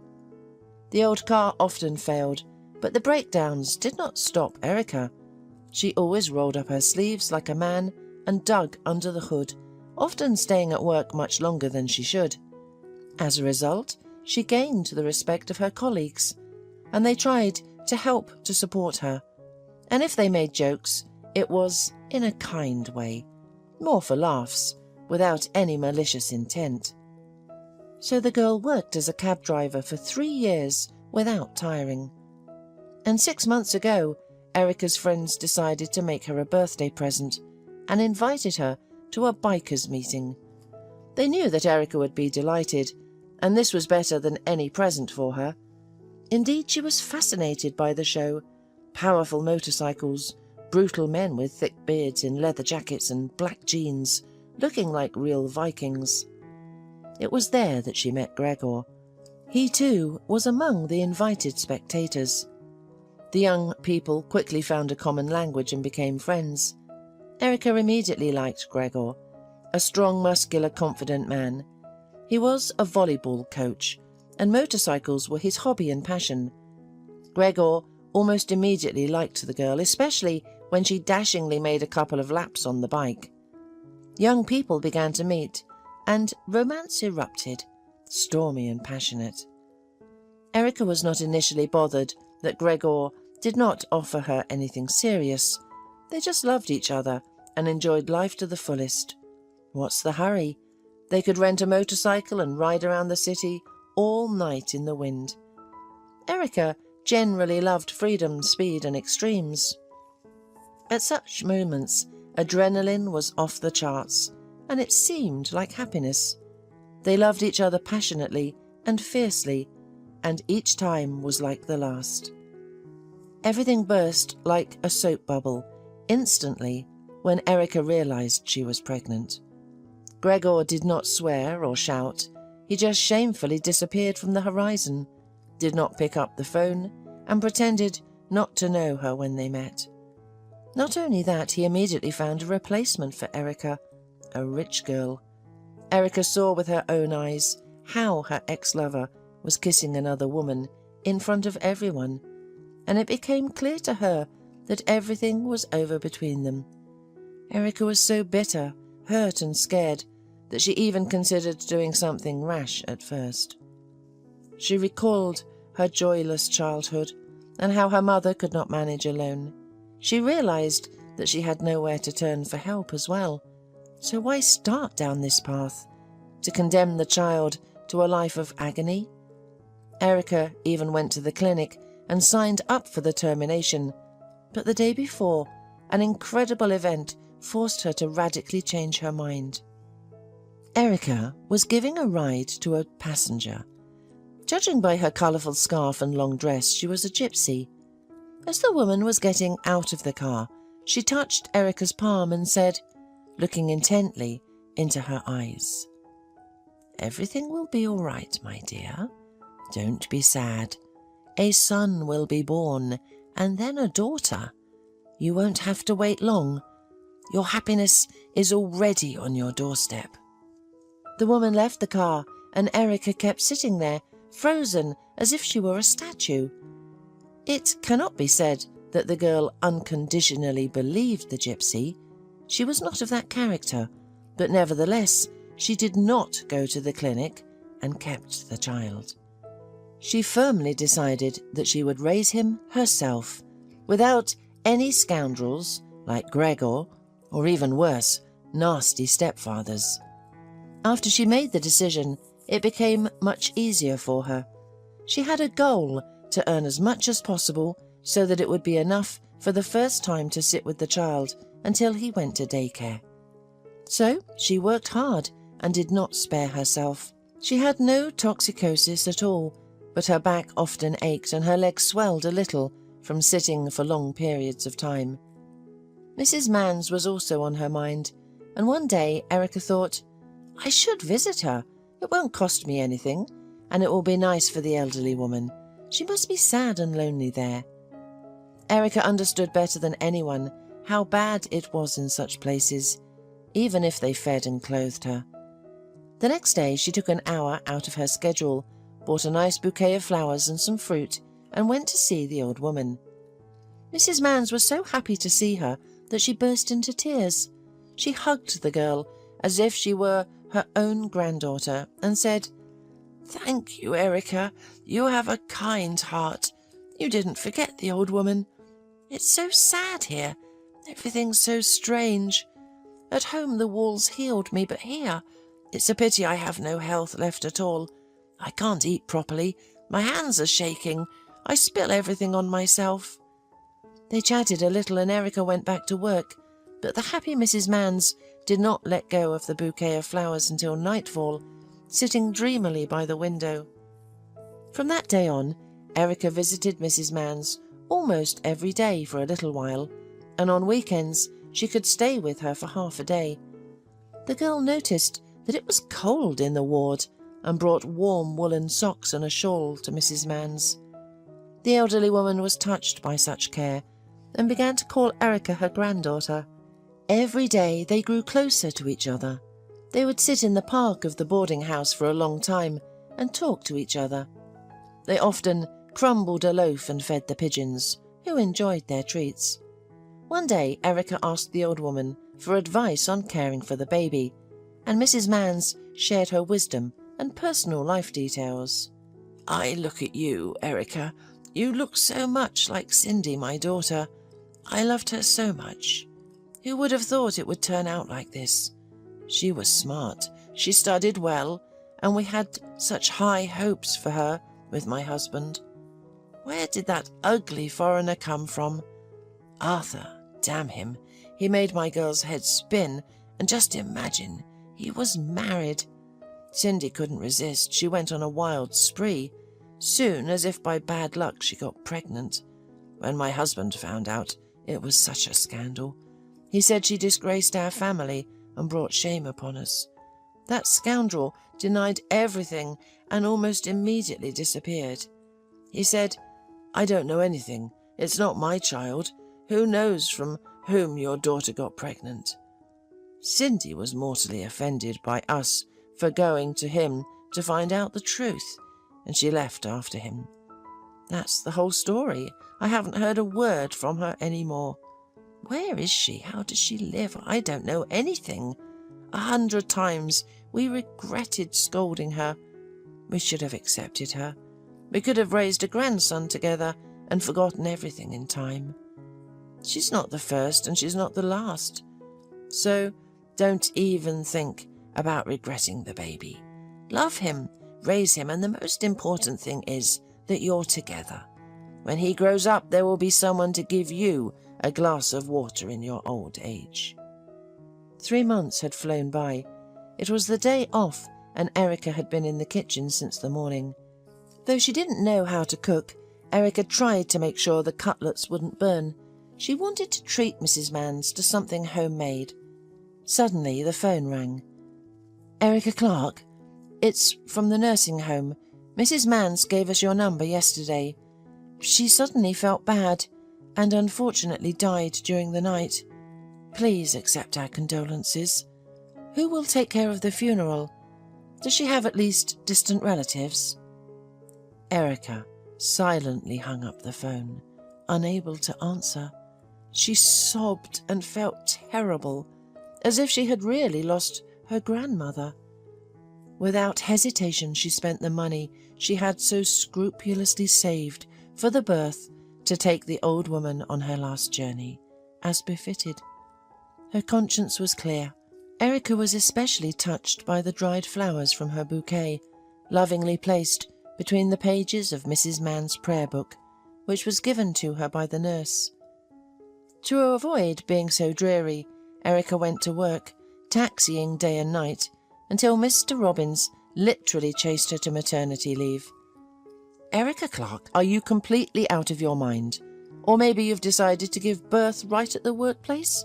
Stop it and go on maternity leave for good, or we'll have to deliver the baby.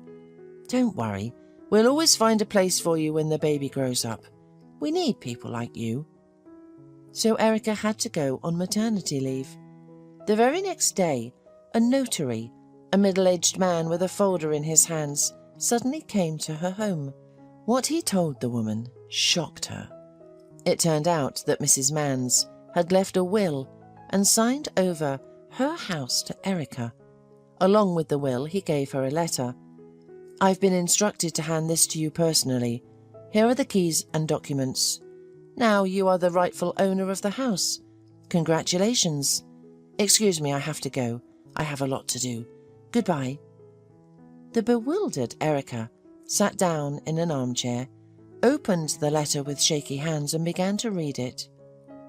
"Dear Erica, it so happens that you have recently become the closest and dearest person to me.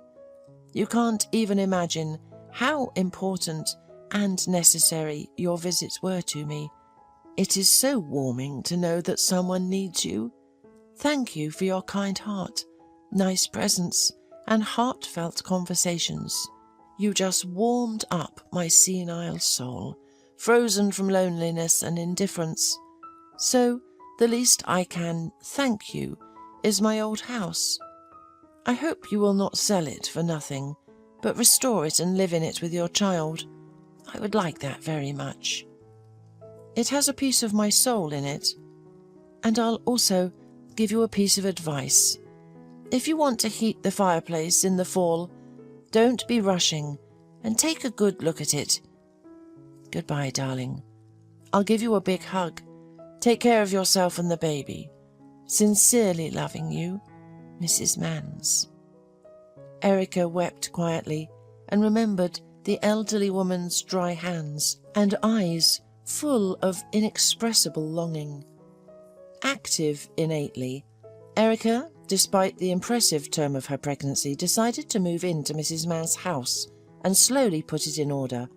She had nothing to do in the four walls of a tiny apartment, and the baby would be better in his own yard, in the fresh air. Erica took a cab and moved all her things to her new home.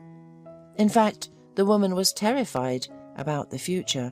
She didn't have much money, and there were such expenses ahead. How could she get rid of it? But as much as she tried to think of a solution, nothing useful came to mind. To keep her mind clear of bad thoughts, Erica started a general cleaning, slowly dismantled cabinets and shelves and put things in order. She found an old gramophone on the mezzanine and a bunch of records, and she enjoyed the works of Bach and Beethoven. For her, it was all so unusual and interesting. In the old lady's closet, Erica found a gorgeous turquoise-coloured lace dress and guessed it was Mrs. Mans' daughter's, who had disappeared somewhere. Probably Mrs. Mans had cherished it all her long life as a reminder of her daughter. The house turned out to be quite spacious, and it was filled with the spirit of antiquity, and it was clear that Mrs. Mann's husband had a talent for design and golden hands. Everything was done with quality and conscientiousness, and only minor restoration was needed despite the house being decades old. Erica decided to convert one of the rooms into a nursery and began to renovate it. Paul, one of the cab drivers from Erica's work, offered to help her. They had recently become good friends. The man had divorced for a year because his wife left him for a lover, so he never hurried home. They often repaired cars together or just talked. And now, helping with repairs, Paul watched Erica dashingly roll out wallpaper, climbing on a stepladder and supervising the process. She was so funny, wearing a kerchief and a striped blouse. Her belly stuck out funny, looking like a small watermelon. Paul sincerely admired that restless and active woman. Erica, I'm amazed at you. Where do you get all this energy? My ex-wife used to get tired just doing the dishes. But you're like an airplane, running around the house, repairing. And you're pregnant. Good for you. In fact, Paul had long been in love with Erica, even when he first saw this daring young beauty, who dashingly raced in an old Ford at the driving test. He liked everything about her: her angularity, straightforwardness, diligence and charisma. But he couldn't confess his feelings, especially when he learned that Erica was pregnant and her boyfriend had left her. He didn't want to intrude on her feelings. He realized that it was not the right time, and she wouldn't understand. It was hard enough as it was.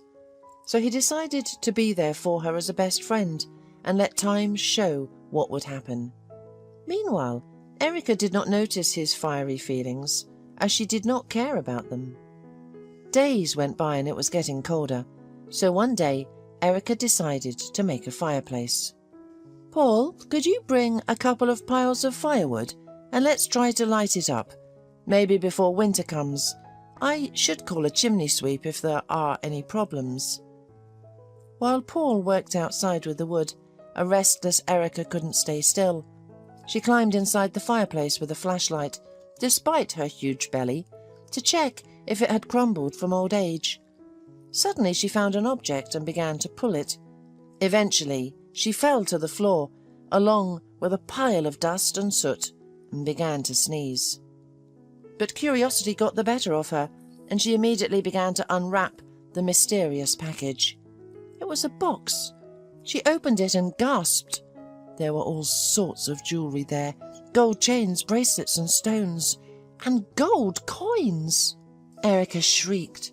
"Oh my goodness! There's a fortune here! This is a gift from Mrs. Mann's. So that's what those words in the letter about the fireplace were about. And I was a fool and forgot about them immediately." At the very bottom in a cellophane bag were old black and white photos. Erica looked through the pictures. Here was Mrs. Mann's, and this was apparently her husband. Here they were together. But who was this? Oh, it can't be. It says it's her daughter Cindy. But that's my mother. I remember her well. How can that be? There can only be one explanation. Mrs. Mann's is my grandmother, and I'm her granddaughter. And my mother is her daughter Cindy, about whom she spoke with such warmth. Unbelievable. Paul entered the house and froze on the threshold. Erica was sitting, grimy as a little houseboy, right on the cold floor and crying, not noticing anything around her. She was clutching some photos and swaying from side to side. A jewellery box was lying next to her. A frightened man ran up to Erica and began to shake her, trying to lift her up and shake her off. "God, Erica, did you fall? Why did you go up there yourself? You're restless. I would have helped. You can't sit in the cold. What's the matter with you? Where did you get all this stuff?" But the woman didn't hear him and only whispered, "Mummy, that's my mummy. Do you understand? Mrs. Mann's, who I took care of before she died, turned out to be my grandmother. I just found out now. Paul was confused and didn't know what to think. He had never seen Erica like this before. Erica was in such a state that Paul thought, maybe she's delirious. Did she hit her head? Or is it during pregnancy that this happens? It's hard to understand these women. He went to the kitchen and after a minute, he brought Erica a glass of water. Here, drink it and calm down. And tell me everything is in order, otherwise I'll think you've gone crazy. Soon Erica finally came to her senses and began to tell Paul the whole story from the beginning. Now it was the man's turn to be surprised. What a plot! It's time to make a TV series, he whistled. Wow, Erica, so you're a rich heiress now. Congratulations. What will you do with such money? Will you sell the house or keep it? The woman twisted her head and replied, No way! This is my family nest, as it turns out. My roots are here. My grandparents lived here, and my mum grew up here. Besides, my grandfather built it with his own hands, and he put his heart and soul into it. I want to restore everything, but leave it as it was originally planned.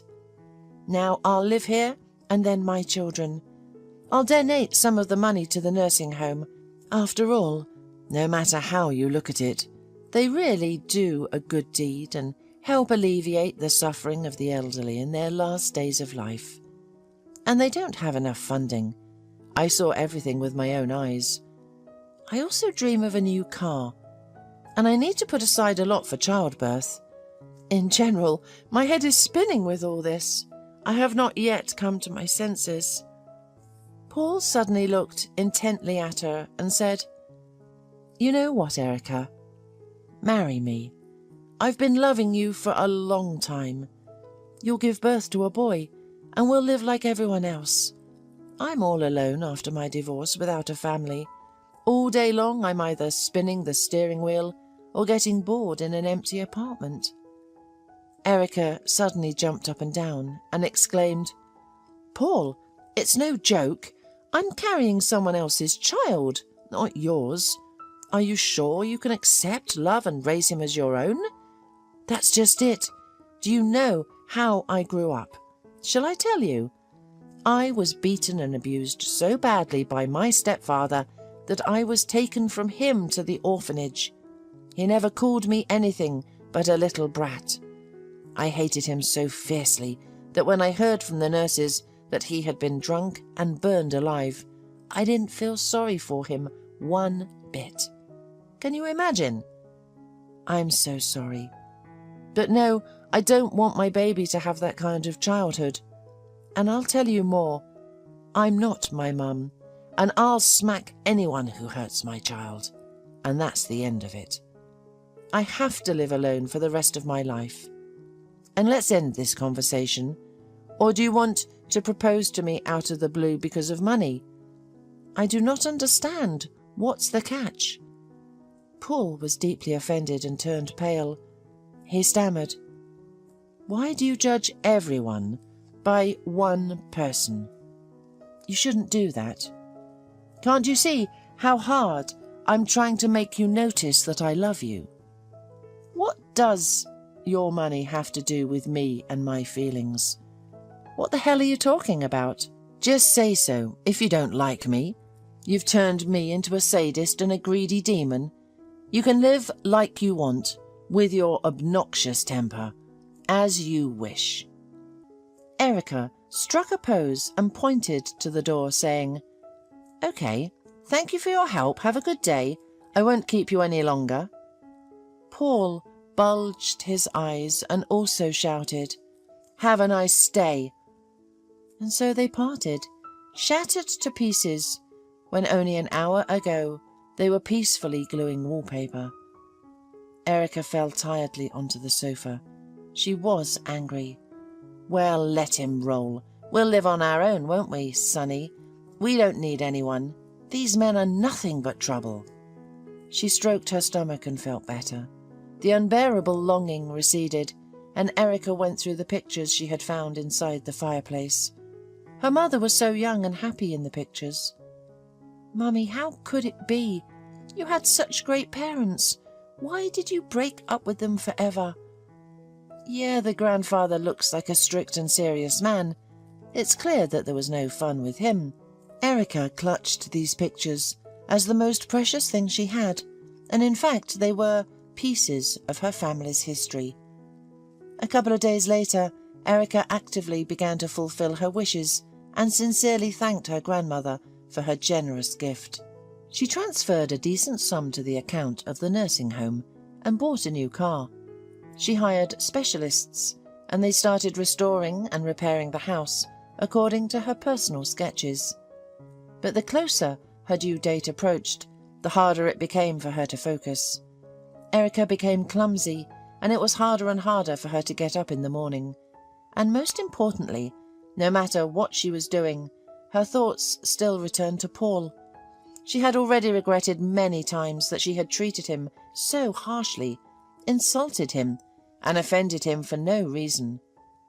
Because in reality, he had helped her so much.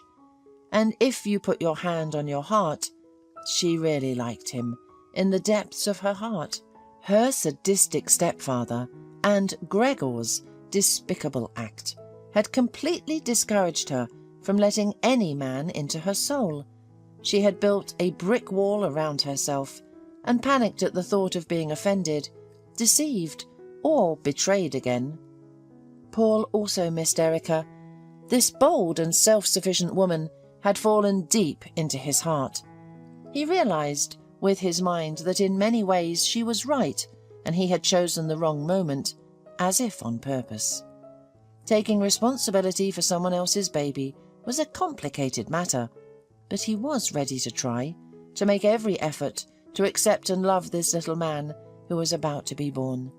But unfortunately she didn't even want to listen to him, and still, no matter how angry he was with her, his heart wanted to go where she was.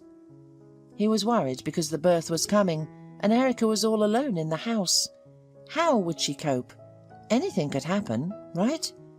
Many times he had looked at the cherished number in the phone book, but he never called.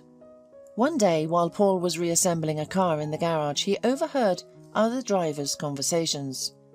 "Have you heard, men? Our Erica gave birth yesterday. A boy. Mr. Robbins was told about it by an acquaintance. We should get together and congratulate her properly. She's a good girl." Paul's stomach turned upside down. He threw the nuts and wrenches away and ran to wash up. Then he bought a bouquet of beautiful roses, all sorts of goodies, and rushed to the maternity hospital. On the way he thought, "To hell with this stupid pride. I'll try to declare my love for her again. Whatever happens, I'll congratulate her at the same time." He resented them for a long time in the lobby, wondering why they did not want to let him see Erica. He persuaded them this way and that, and finally he managed to beg the nurse to see Erica at least for a minute. Erica was lying in the ward preparing to feed when a nurse came in and whispered to her, "There, your husband is too active. He tortured me with a request to see you. Now is not the time to visit, but as an exception, as long as there are no bosses, just a couple of minutes, otherwise I'll be punished." Erica was stunned, her heart fluttering. Did Paul forgive me? Is he angry? Before she could think of anything more, Paul opened the door, scooped her up in an armful, and kissed her tenderly. Then he handed her a bouquet and a bag of fruit, and blurted out, "Congratulations, Erica, now you won't get rid of me for nothing. Marry me. I swear I'll love your child like my own. You'll never regret your choice. I can't live without you, even though your temper is unbearable and you're not a good cook. I can't eat pancakes and cutlets, but I still love you." Erica laughed and replied, "Well, you're really something, Paul. But yes, I agree, and please forgive me. I said a lot of unnecessary and terrible things to you then, and I regret it very much. It's just hard for me to learn to trust men again. It has nothing to do with you. I really like you too, Honestly, but I was afraid to admit it to myself. Well, you need to go now, or they'll scold us. Wait, said Paul with a happy smile. What are we going to name our son? Mind you, I'll put him in my surname, as it should be. You're mine and his mine. That's it. Erica realised that with such a man she would not be lost, and happily replied, We will call him Martin. Run, Daddy. We'll be discharged in a couple of days. Immediately after discharge from the hospital, Paul and Erica got married and began to live at Mrs. Mann's house. The wedding was celebrated at home in a small circle. The whole taxi fleet was gathered. Mr. Robbins made beautiful toasts, and everyone wished happiness to the young family. At the height of the fun, the baby woke up, and a crying came from the nursery. Erica immediately ran to the child. She was not there for quite a long time. Paul hesitated. Shall I go or not? He was afraid to hold the baby, fearing he might do something wrong. The man took a deep breath, composed himself and entered the nursery. He stood quietly on the threshold, watching Erica feed Martin. He was amazed at the transformation that had taken place in his wife. Before him sat not an angular, boyish girl in a fancy leather jacket, but a tender and loving mother whose eyes radiated happiness. Pregnancy and childbirth went in Erica's favour. She became feminine and serene. The baby finished feeding and began to twist and wrinkle adorably, moving his lips. Paul asked quietly, Can I hold him? Erica smiled, nodded, and carefully handed the baby to him. The man's hands trembled with fear as he stroked the baby's cheeks and nose and rocked him gently. Martin fell silent and closed his eyes, falling asleep. Paul returned him to the crib and whispered, Sleep, my son. Daddy is here and won't let anyone hurt you. Erica hugged Paul and whispered, Thank you for being with me, Paul. It's so wonderful. Everything will work out for us. At least, I will try very hard. As they returned to their guests, the tipsy Mr. Robbins immediately shouted, Cheers! Paul hissed at him, Shh, shh, shh. You'll wake my son. He just fell asleep. Mr. Robbins tempered his enthusiasm and said more calmly, Well done, Paul. You're a real man. I respect you, and I wish happiness to your family. At first it wasn't easy. Paul and Erica had no experience with the baby. They didn't sleep well and they sometimes quarrelled. But at the same time, Paul, more and more often, caught himself thinking that he loved the baby truly, as a native son. Now he hurried home from work and always bought Erica a present, even if it was a chocolate bar or a small bouquet. He loved to see her happy and hugging him. And Erica, kissing her husband goodnight, often thought, No matter what anyone says, being on the same wavelength with men is fun and interesting, but being a beloved woman in the hands of a strong and reliable man is much better. Now she knew for sure that she could not find a better father and husband.